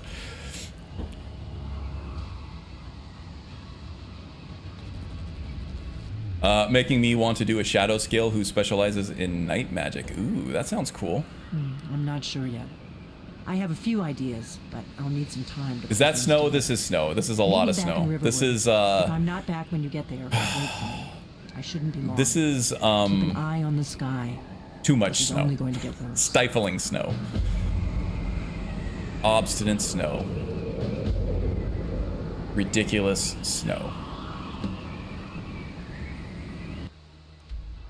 Yeah, because the Hist knew it was going to happen. The Shadow Scales were the tip of the spear holding off the invasion. That's awesome. So the Hist tipped them off through the hive mind of the Hist. Yes. That's a really cool roleplay mechanic too. So speaking of roleplay, Couch Warrior as well. He loved his roleplay mechanics. One mechanic that I don't think he ever mentioned, and I'm not sure if this is a Karn original roleplay mechanic or if this is something that's been done in D&D or whatever, but it's the concept of the conduit, right? It's a way to bridge the gap between the knowledge that the player has. Like, we've been playing Skyrim for 13 years now. We know everything about the game. We're trying to roleplay a character that doesn't. Now you need something that kind of like bridges that gap between your knowledge and the character's knowledge, and that's what I like to call the conduit. And it could be anything, right? It can be, you know, on a very like boring base level, the character could be psychic, right? Or you could have a follower that knows everything about Skyrim, that they can communicate, they can sort of divulge useful pieces of information to the character as needed. It could be a spell. It could be the clairvoyance spell. Like when you use clairvoyance, it points you to where you need to go, but it also could, at higher levels, impart key pieces of information that tip you off. If you're an Argonian, the Sleeping Tree, you can roleplay that as some sort of descendant of the Hist, right? And then you can go commune with that tree to get information that you need. A conduit, or kind of like an oracle, even, maybe. Oh, it's almost midnight. What are we doing here? Oh yeah, we're gonna go talk to Delphine. Oh no, let's go to, we'll go turn in this one. Delphine kind of kicks off the next part of that quest, and there's a lot of dialogue-heavy scripting going on there, so we'll skip Delphine. Pick that up later, I guess. This one's scripted and heavy, but at least we can get the next word wall from Arngeir when we get fully initiated.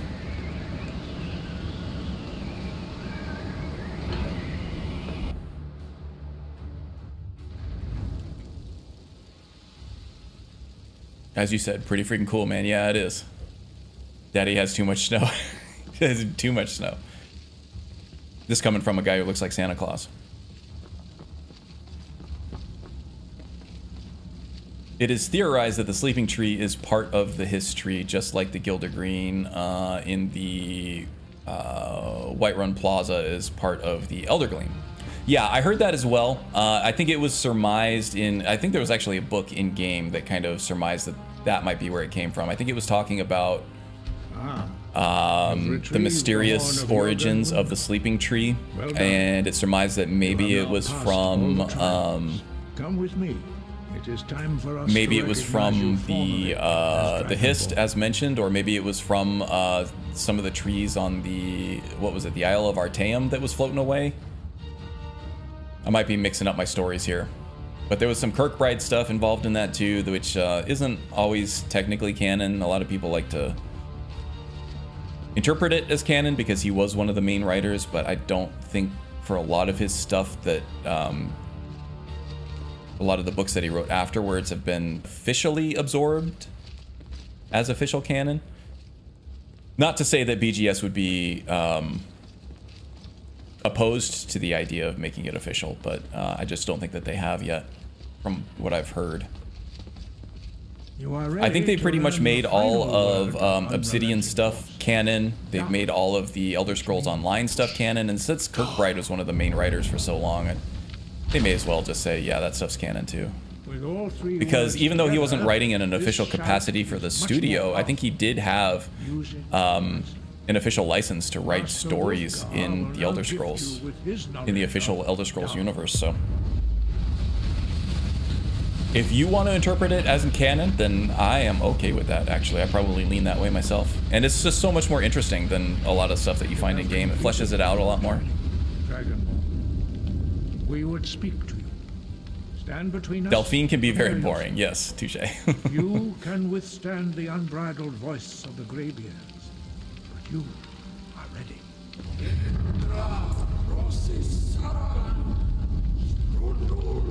Did I do it? Did I finally catch up with chat? I've been fighting a losing battle all day.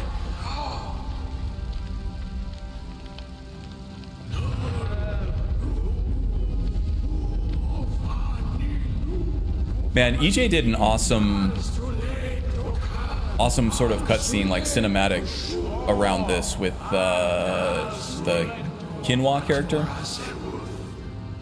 I wanna say her name is Kinwa instead of quinoa because that's the grain dish, right?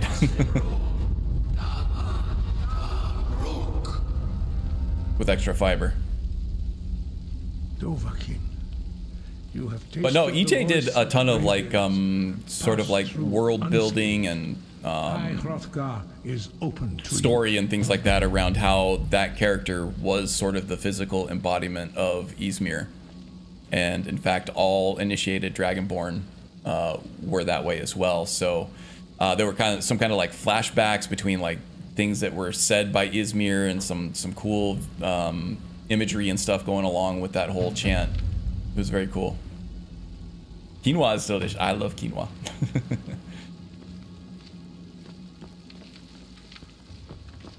I think I have a link to EJ's stuff in the description. If not, I should probably do that. Let me check.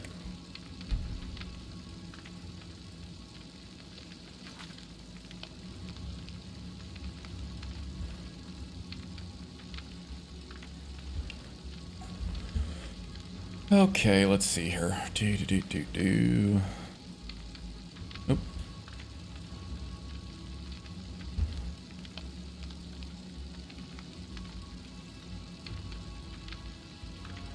Pastor doling out the shout outs. Good man. Yep, yeah, I do have a link to EJ's channel in the description. I think they've been on a hiatus for a while, but new videos coming soon from the updates that I've seen. Yeah, check out that link. If you like roleplay, if you liked Couch Warrior, EJ might be your guy.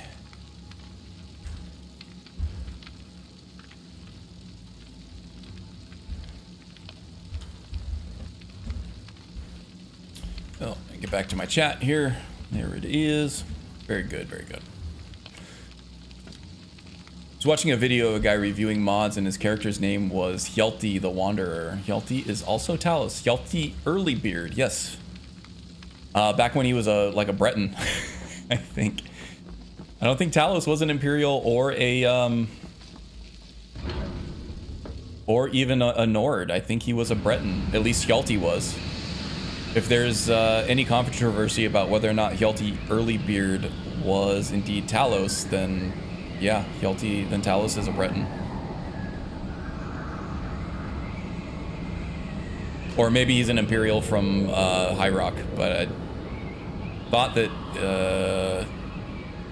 trying to remember what book it was, but it is a book in the vanilla game that references Hjalti Earlybeard as a Breton. Pretty sure. Which is interesting to think about, right? Because Talos was sort of the progenitor of the modern day Legion, the Imperial Legion as we know it, right? That conquered Tamriel, and did it as and for the Imperials, and then later on the Nords kind of took him on as their own. With the whole Civil War and White Gold Concordat debacle.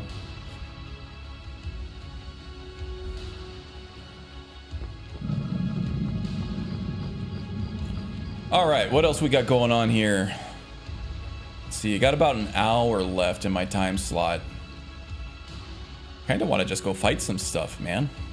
Want to just fight some stuff. Maybe I can find some bounties. Let's see what other kinds of quests we have to do.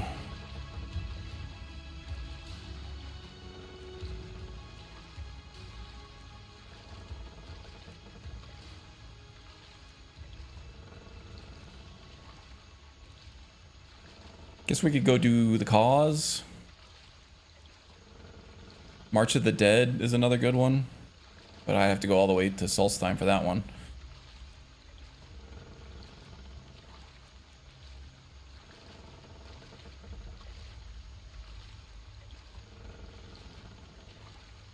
I guess we can go do Arcanthems. Arcanthems? I don't know how to pronounce anything Dwarvish. It's all rough.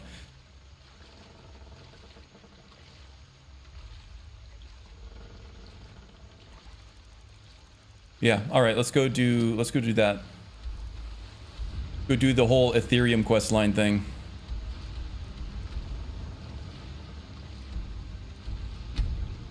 Grifters, yes indeed, grifters. Very cool. Gonna watch Couch Warriors Grifter. Yeah, that's what I was saying. If you like Couch Warrior, you're probably gonna like EJ. EJ is grifters.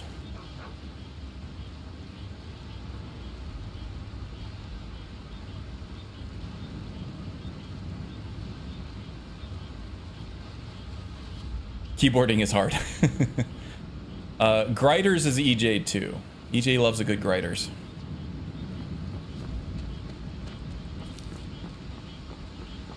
Yeah, everything EJ puts out is really good, really high quality. Very talented individual. They write all their own music. They write and perform all their own like background music and everything for it too. I'm an EJ fan. Absolutely.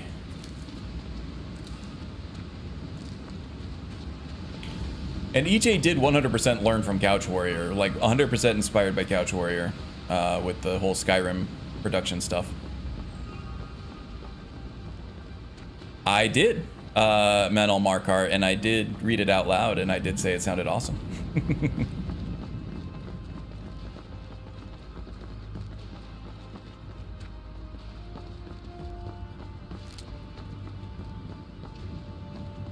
Oh, no. Okay, there's another one. I just looked up shadow spells from Dureni, and there is a spell called Shadow Grave that instantly slays an enemy within 15 feet of you if they're under 15% health. Okay, yeah, there is, that sounds cool. There is also an enchantment effect in Summer Mist that does the same thing, I think. It's like at the higher levels, like under 25% health will slay them instantly within a radius. Obviously a very high level powerful spell that just zaps 25% of their health out. Very cool.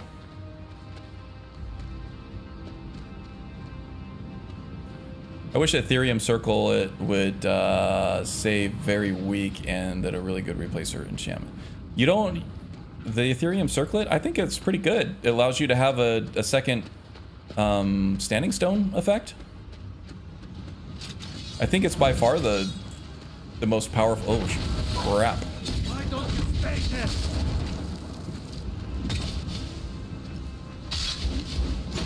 it? Yeah, these guys can be really tough.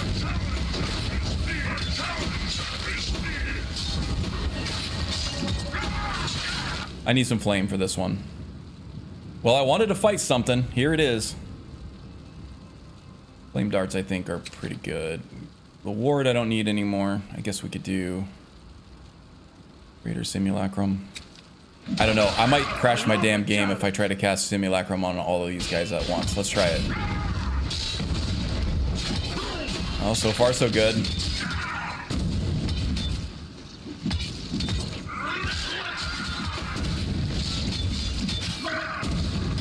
Wow, these guys are tough. They have a ton of health. They hit hard, too. This is another AE thing.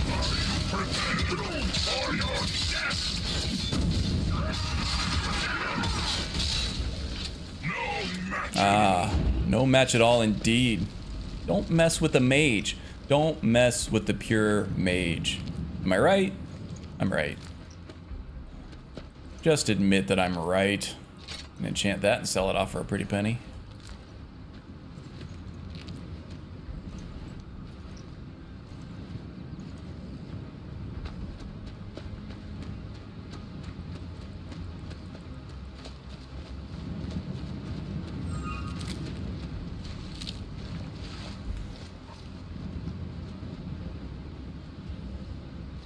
Ooh, shadow magic is considered heresy, huh?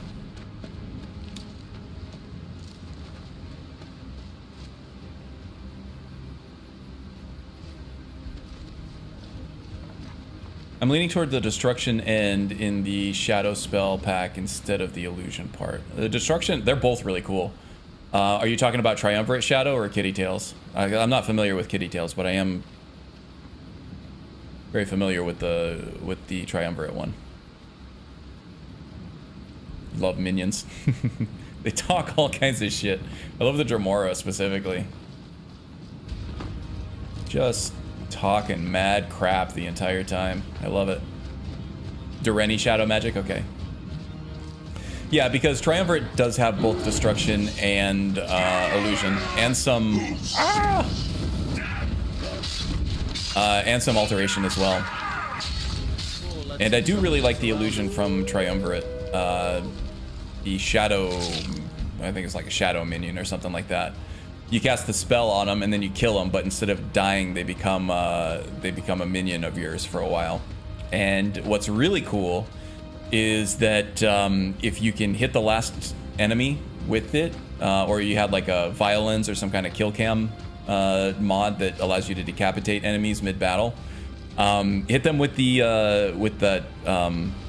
shadow minion or whatever it's called, and then decapitate them, then you get a headless minion to like run around and do your bidding for you.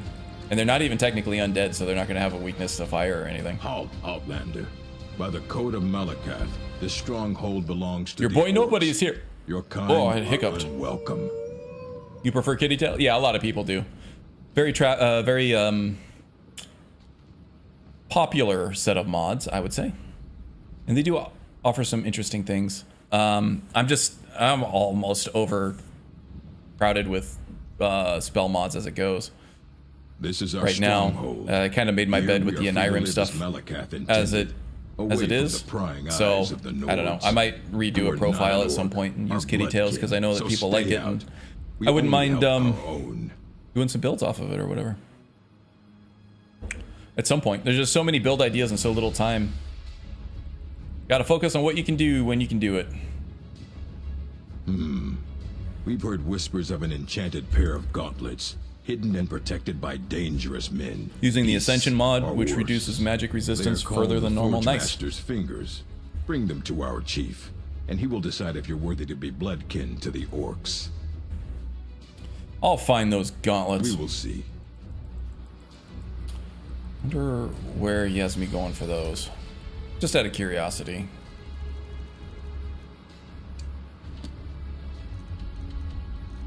Ooh, the dragon roost up here. Dragon Tooth Crater, huh? That's pretty much just a dragon fight, I think. Once you unlock dragons anyway. It's a small Forsworn, and I think they're, or maybe just Hag Ravens. It's either Forsworn or Hag Ravens. I think it's Hag Ravens that populate this area until you unlock dragons, and then it becomes a dragon roost with just a dragon in it, so not quite as action-packed. Alright, now we're still looking for Arcanthams, which is on the other side of this damn thing.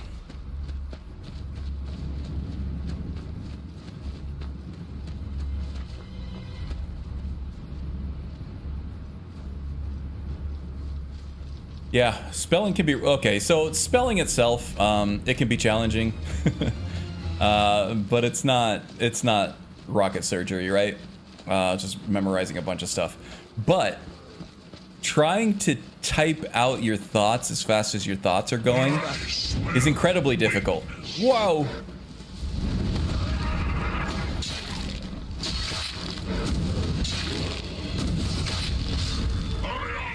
Oh, took a bite out of me there. Another bear? Or was that the simulacrum? No, that was another bear. Hey, we finally got a level up. Progression has been so slow with this character because, yeah, I can't spend money on training. I have to spend it on books. Typical college student. Spending all your money on books. Can I get to Arcanthams from here? I think I gotta go around the other way. I could do it if I wanted to do some Billy Goatin', but I don't. Rocket surgery, that's a new one for you? Ah, rocket surgery's been around for a bit. You gotta get out more, Mel.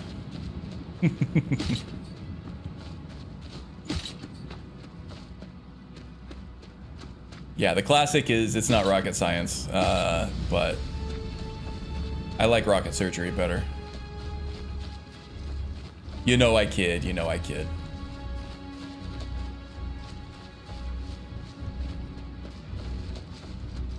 No, I definitely said rocket surgery.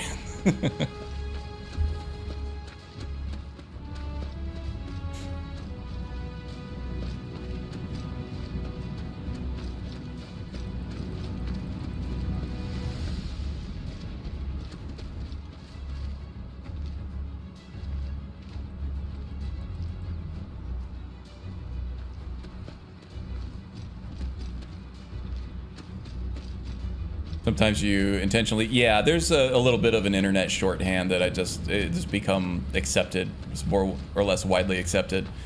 Where as long as you can pick up what the person's saying. Oh, skeevers. Huh? Oh no, that's just a dog. Just a dog. All right, buddy, calm down. I'm not gonna hurt you. I'll leave you be.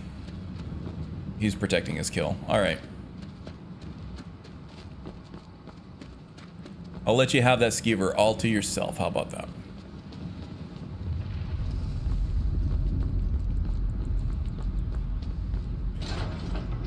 Yeah, so the internet has a shorthand. Most people will deal with spelling and grammatical mistakes as long as they can pick up what you're putting down, much to the chagrin of writers and English majors everywhere. They hate that shit. I know because I'm married to one. I'm also in a couple discords with a few of them.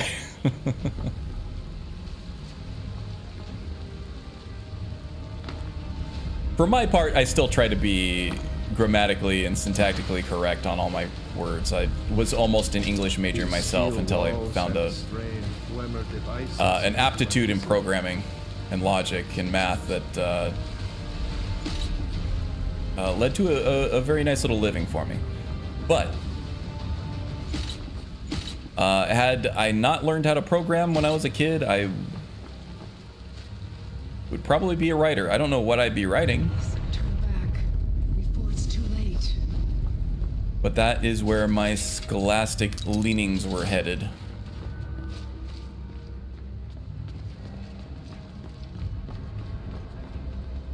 Until I figured out what a while loop was. Don't let Strudel hear you saying that? Yeah. What are you still doing here?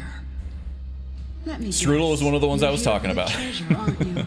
Just like all the others. Does anyone take the perk in the speech skill of business relation? If so, who do you use for that perk? Okay. I think it depends. For my agent playthrough, and my acrobat playthrough, actually, I used it on the Fletcher and Solitude because since those characters were not, they didn't have any skill in smithing, I needed a source of high-level arrows. And I could only, if I didn't want to use honed metal, then I had to buy them. And he had all the arrows I needed available. 20 years. I was on the trail of something big. It led me here, and I didn't make it. I guess for a mage, you'd probably want to use it on whatever spell school you're specializing in at the time. And now with the AE stuff and the arcane arrows,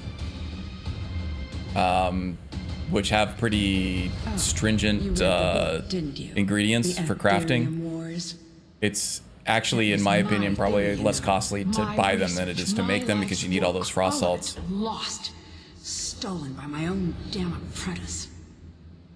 That's how I ended up So here. off the top of my head, I without can't thinking too rest. much about it, Not that's until I would be my buy the recommendations bullet, for that. Until I can prove that it was But if you're not an archer and you're not a mage, mine, then not his. probably It's a general hopeless. goods vendor, I died here, just like all the maybe a others. Khajiit caravan Turn somewhere. back. You're going to be Turn buying all back those before you become the next victim. AE ingredients off of them.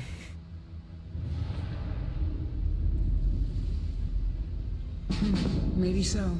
Then again, I thought I could too. I'm not going to talk you Everything's out of sore it, am today. I know. I know. I'm not having one of those Just days. like you I'm not saying everything feels good. Well, if you I want to have reach some the sore summit, spots, but you're not going to everything. need some help. I'm sorry you're Want a hurting though. hand?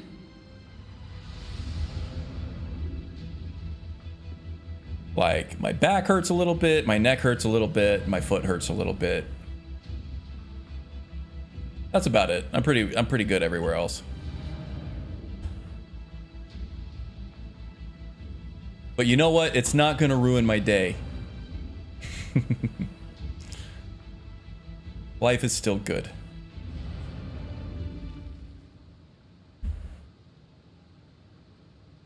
All right.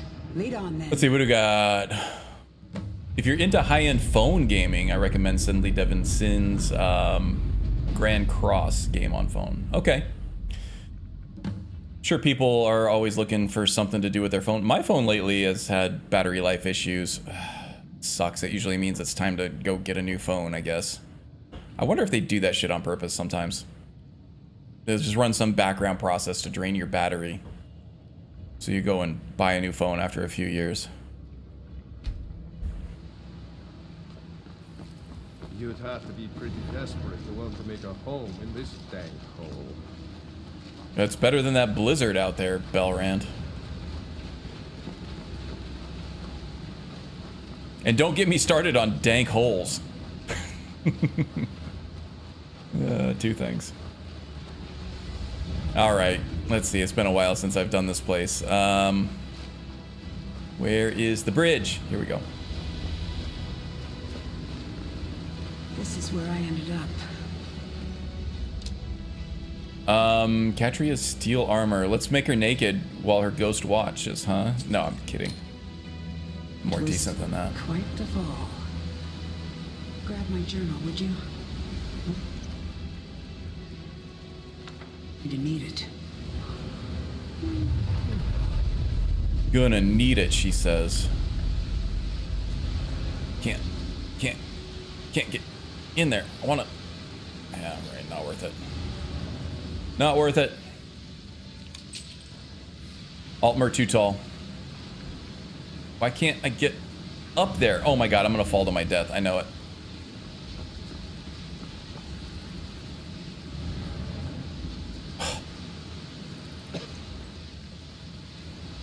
Dank holes. Sounds like a punk band name. It does indeed. Watch yourself. Since the quake, this place has been pretty unstable. Pelting Catria with frames. I didn't even see her.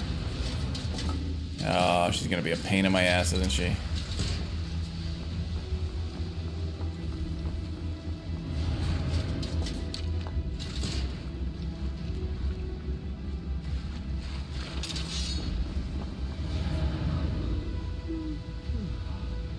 I believe it's called planned obsolescence. Yeah. Planned pain in my ass is what it is.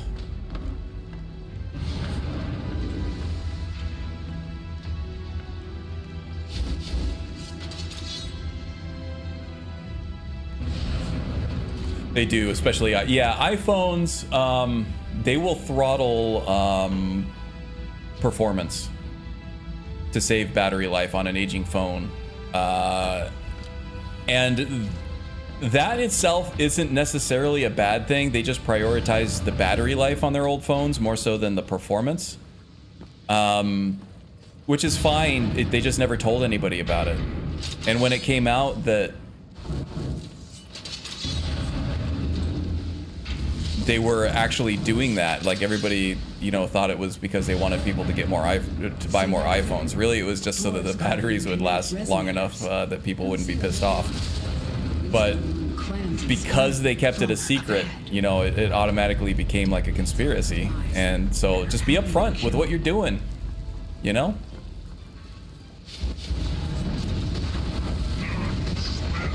And my phone is old. It's not new. It's a few years old, and so there is battery degradation.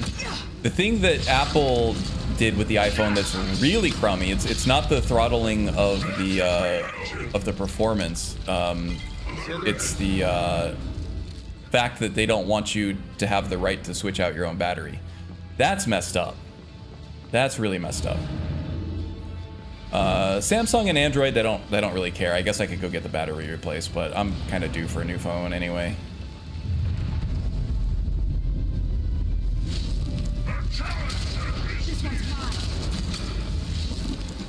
There are people in companies trying to take advantage of you all the time, but it's not always the case.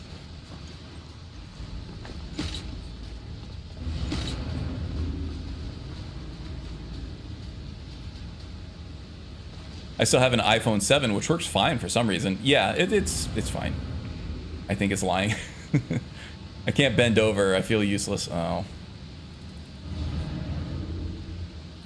Well, that's kind of a rough self-assessment there.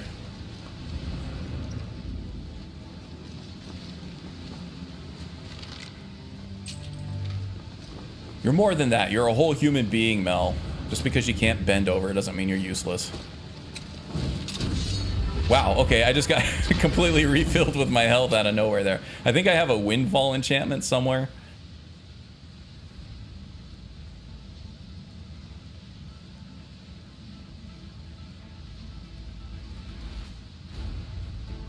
Maybe on the boots?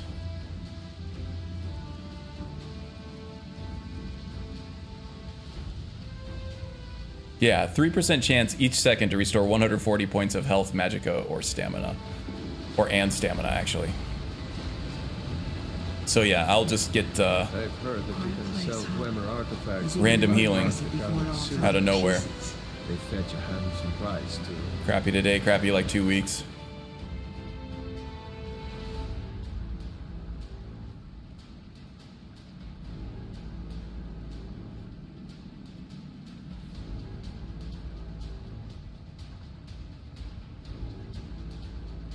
Yeah, Apple does suck. The whole right to fix thing is pretty much their main sin.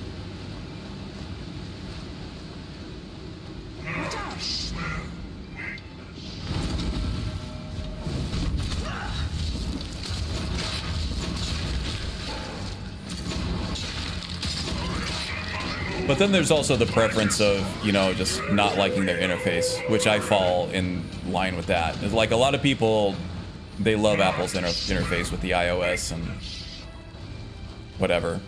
I prefer Windows, I prefer Android's interface to everything else.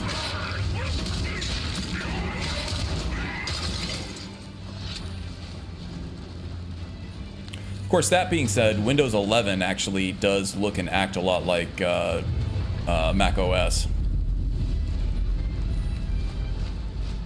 which I'm not a fan of, but at least with Windows you have the ability to go through and make things look the way you want it to look. Just have to jump through a few hoops to get there. Yeah, getting all the glowing mushrooms for that sweet, sweet fortified destruction. Gotta love it.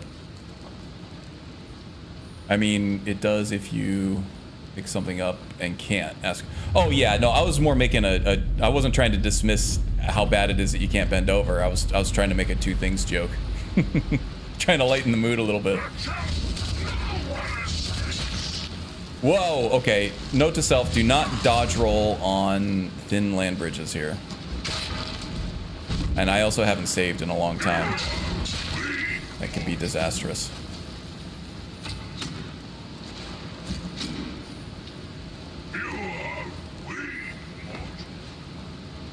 I know, we get it. They're weak.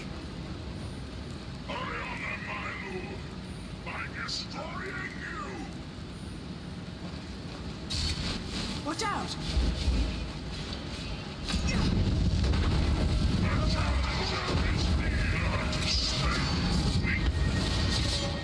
Yeah, so speaking of planned obsolescence,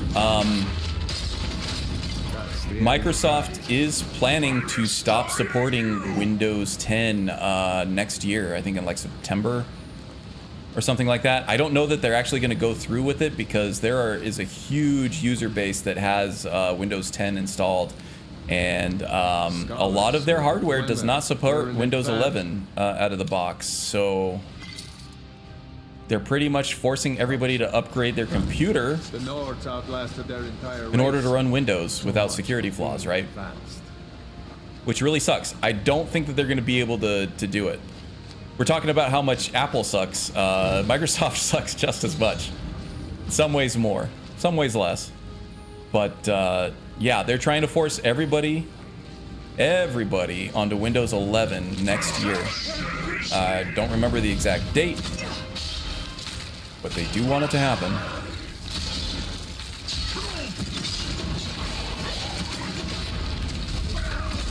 Oh, god damn it. And yeah, you can just avoid the updates if you want, but then you're not going to get Windows updates anymore. Their computer's going to be open to cyber attack. That's what they're trying to leverage on you.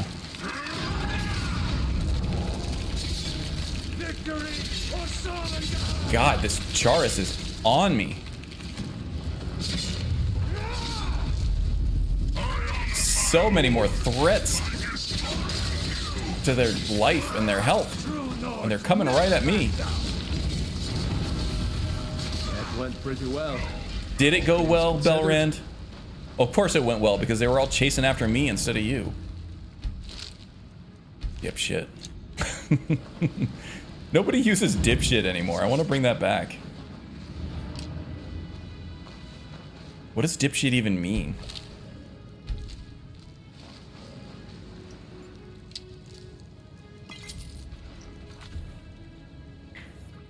They all suck. Yeah, that we'll agree on. Lion will turn into cub when meeting you, European Union.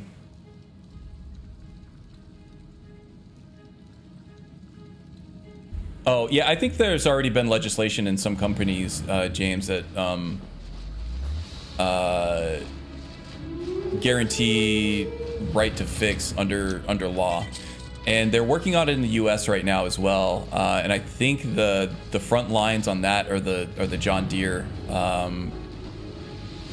terms and conditions. So farmers for a long time, they've been forced to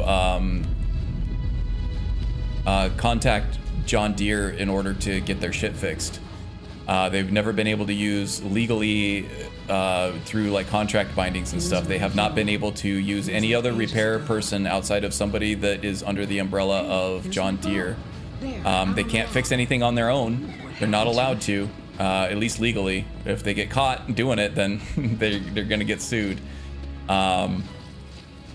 And it's pretty much, the ball is completely in John Deere's court as the corporation to decide when the farmer has to buy a new tractor or they can get their other one fixed. And that sucks. That's the worst thing.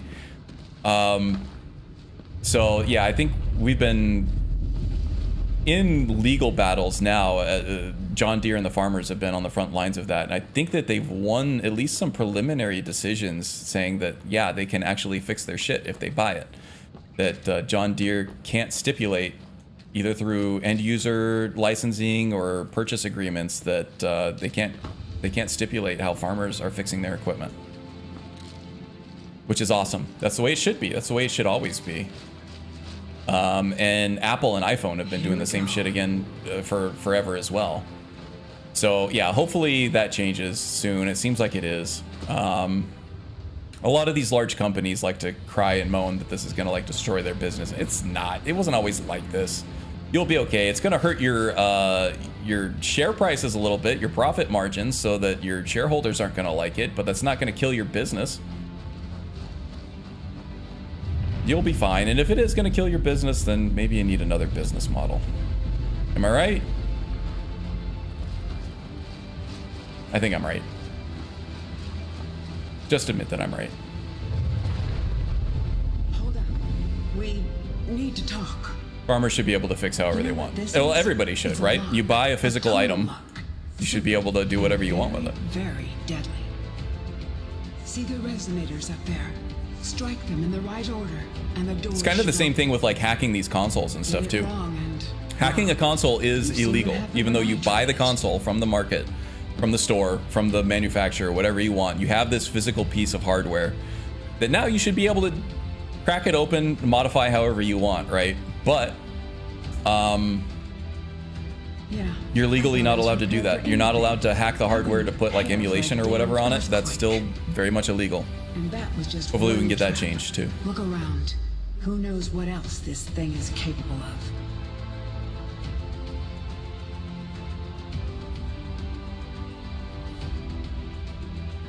ADCO still allows it to simply fix? Yeah, that might be in Europe. I think John Deere has had a, if not an actual monopoly, something very close to it here in the United States for a long time. Beyond that, well, maybe one of our predecessors still has a clue. A little bit of competition would have helped. And that's why, in my opinion, antitrust laws need to be a little more stringent. I think the laws are there, it's just they're not being enforced for whatever reason. Well, we all know the reasons. Okay. Because rich people make too much money off of these gigantic mergers. It eliminates competition. It's bad for everybody except for the people who are making the money off of it. And the people who are making the money off of it are the people who have all the money already, so they're gonna lobby the shit out of Congress and the justice system and do whatever they can to get their people in place where they can avoid litigation. Okay, let's see. I'm sure a lot of you know the order of operation here.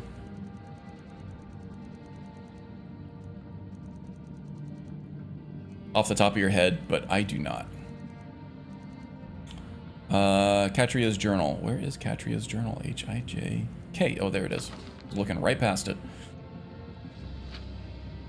If I become president, corporations are gonna hate me. I think a lot of people here would be hated by corporations. I don't think ADCO mechanics want to be doing thousands of oil changes a week. It makes sense though. Yep, absolutely. So, fun fact, anti-discrimination laws only tend to apply after you are hired. I see. Well, there are some. Like if you're not allowed to not hire somebody solely on the basis of age, or like if they're pregnant, or race, or anything like that. That is actually a law. It's harder to prove that you weren't hired because of something like that than it is to prove that you were fired because of something like that. So wrongful termination suits, because of the anti-discrimination stuff, is actually a little easier to litigate than the not being hired for, because there's usually several people gunning for the same position, and they can just give you any reason they want that they didn't hire you or hired the other person. It's almost impossible to enforce because of that. I mean, wrongful termination suits are very hard to enforce too, because in many states they can fire you for any reason, but that comes with the trade-off that you can quit for any reason at any time. Let's see, this one, thams. No, that's not what I need. I need the... Okay, so 1 is lower left, 2... I think it was lower left, lower right, upper left, upper right, and then lower middle, I think.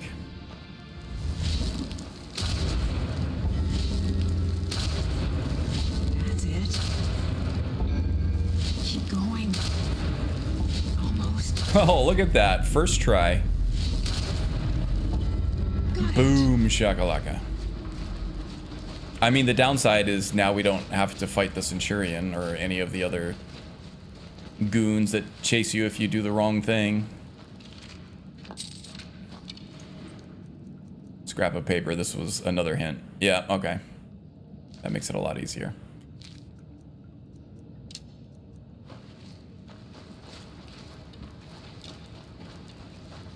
So this is it. Hacking is fine in a game. If it's a single player game, as long as you're not cheating other people, as long as you're not adversely affecting other people, as it's not harming anybody, then fine, do whatever the hell you want.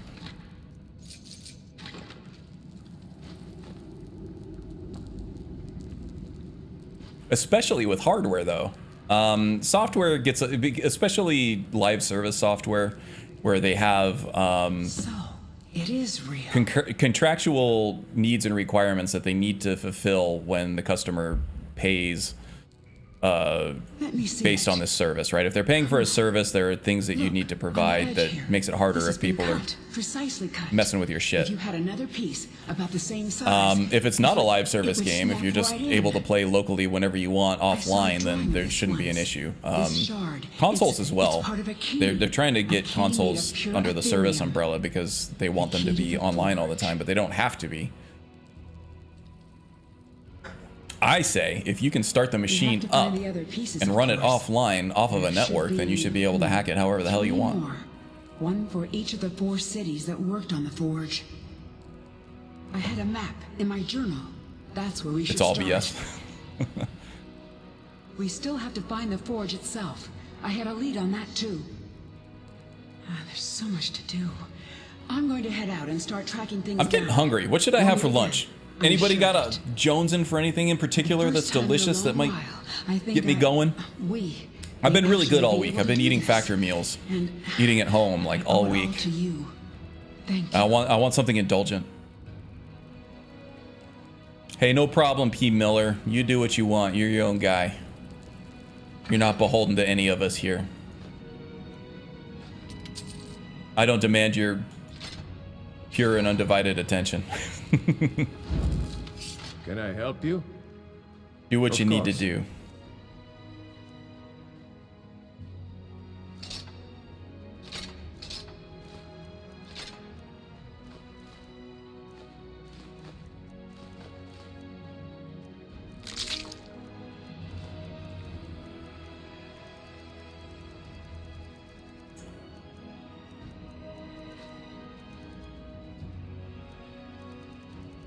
What are we doing on encumbrance? Pretty good. Got Lead a on then. 100 points of encumbrance. This backpack was a good idea.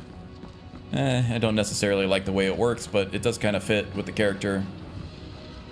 Getting that extra encumbrance was definitely needed because I am not investing much in stamina. Don't need it. Just need a lot of magicka and a little health. Oh, somebody got owned by a dwarven ballista.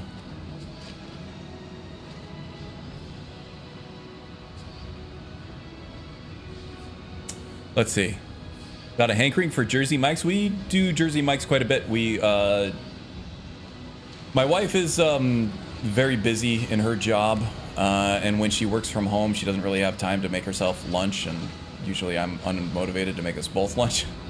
And Jersey Mike's is our go-to for like an Uber Eats thing. Probably spend entirely too much money because of the markup on the damn delivery fee, but you know, if she's buying, then I'll eat it without complaining. And it's good. I like a Jersey Mike sub. Very good. Actually, a sub sounds good. I could go for a sandwich. You had some in a dream? That's awesome. You know your body's asking you for something when you're dreaming about it at night. Sesame chicken, actually Chinese sounds. We have a Panda Express right around the corner. I can swing through the drive-through. Get some orange chicken, which is you know, very close to some sesame chicken. Man, that sounds really good too. Now I'm super hungry. So is anybody going to watch any football this weekend? Oh yeah, you know I am. The Cardinals, the Arizona Cardinals, I live in Arizona, so I got to be a Cardinals fan, regardless of how depressing and hard that is. I feel like I'm missing something here. I thought there was another passage in here. I'm definitely missing something here. Yeah, the Cardinals are a big question mark right now. They did very poorly last year, but they have a new coach. They're rebuilding from the ground up, taking a lot of draft picks. So we got a lot of rookies. And so far, we just need to jump down there.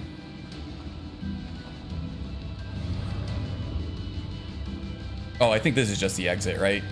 Whee! Sploosh. Wow, this is not very deep water for that fall that I took. My goodness. That should have killed me. That should have shattered my legs, crushed my back, crushed my lungs. Yeah, so we got a very new team. Kyler Murray has all the talent in the world. We're just waiting for him to take on that leadership role, and he seems to be doing that so far in the offseason. And he did play very well at the end of last season.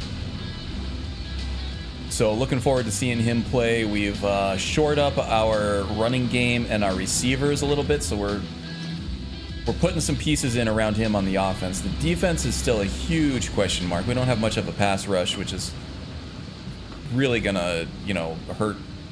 We have some talent on our pass coverage, but if we can't rush the quarterback, then it's not gonna matter. The quarterback, anybody in the NFL is gonna be able to find an open receiver if he's given enough time. And as it stands right now, they're going to have plenty of time against the Cardinals. So offense good, defense bad. Hoping for some young players to put some things together. Oh my God. I can't get out of here. But yeah, I'm looking forward to it. I'm always excited for football season. Why did they build this place? I suppose we'll never know. It's so damn dark here too. This is not taking me anywhere.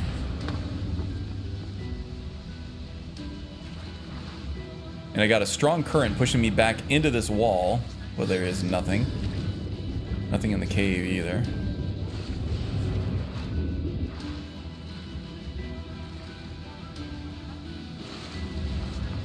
So what about you guys? How is your teams looking?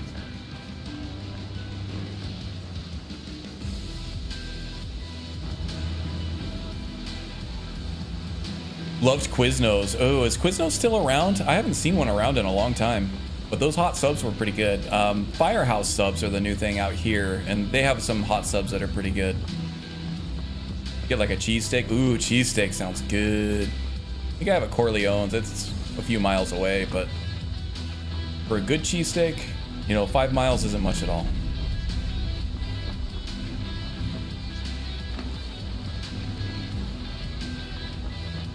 I think so far Chinese food is winning it. Get some deep fried chicken with some sweet and spicy sauce on there. Yeah, some fried rice. Football doesn't come on till the World Series is finished. Ah, purist. I like it.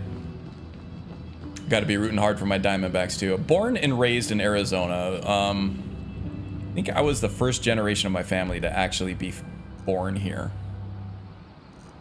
So everybody else in my family has like, you know, there are other teams from all over across the country, but I'm an Arizona sports purist, which we've had our moments, but not a lot of great ones lately. The Diamondbacks went to the World Series. Cardinals have kind of sucked for a long time. The Suns sucked real bad for a really long time until they went to the championships a few years ago. And they've been making the playoffs ever since, even though kind of disappointing ends to those playoff runs. So the Suns are good.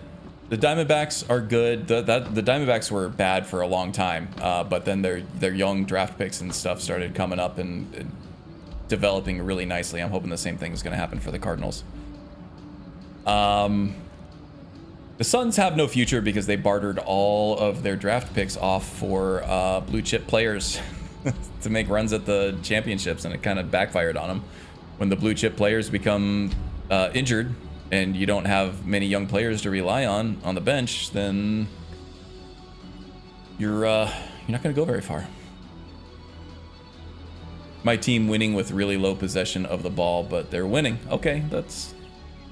Hey, as long as you're scoring points, that's it.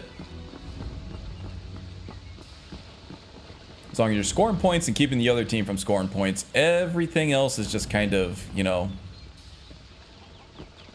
seasoning, I guess. None of the other stats really matter, right? Okay. Guys, I'm getting hungry. I'm starving. We're talking about food. I need to go get something. We're only 7 minutes away from the end of my window anyway, so instead of starting a new dungeon dive or whatever, I'm just gonna call it here. I think we made some pretty good progress. We bought a lot of expert spells from the illusion skill tree. I'll try to find some time to progress this guy a little farther off screen. I'm having more fun when I can actually do dungeon dives and stuff, and I'm not just on screen buying spells, you know, doing you know, selling off loot and buying spells. But I just didn't have the time for that this week. So hopefully we can get back to more actual progress in a couple weeks. Next week, tentatively planned to go back to the warrior. That guy's making some good strides. He's getting pretty much to the end of concept there. We just need to find some more shouts to supplement his game with, but I think that's going to be pretty simple. The way he's shaping out, I think I can pretty much interchange any shout for any situation. Just gotta change the hotkey on it and we're good.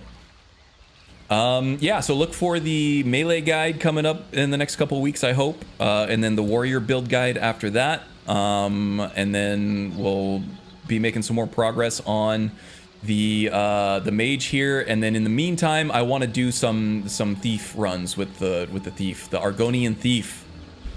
I think I'm gonna do a female character this time. I haven't done female characters for a while, but I think if I'm doing an Argonian and a thief that kind of tries to avoid combat and stuff like that, the female kind of makes sense there, and not to say that females can't fight, right?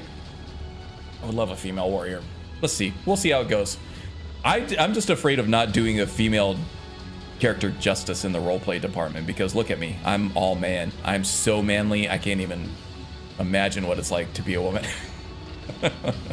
I'm kidding. I'm gonna get myself into trouble. All right, that's it for me, guys.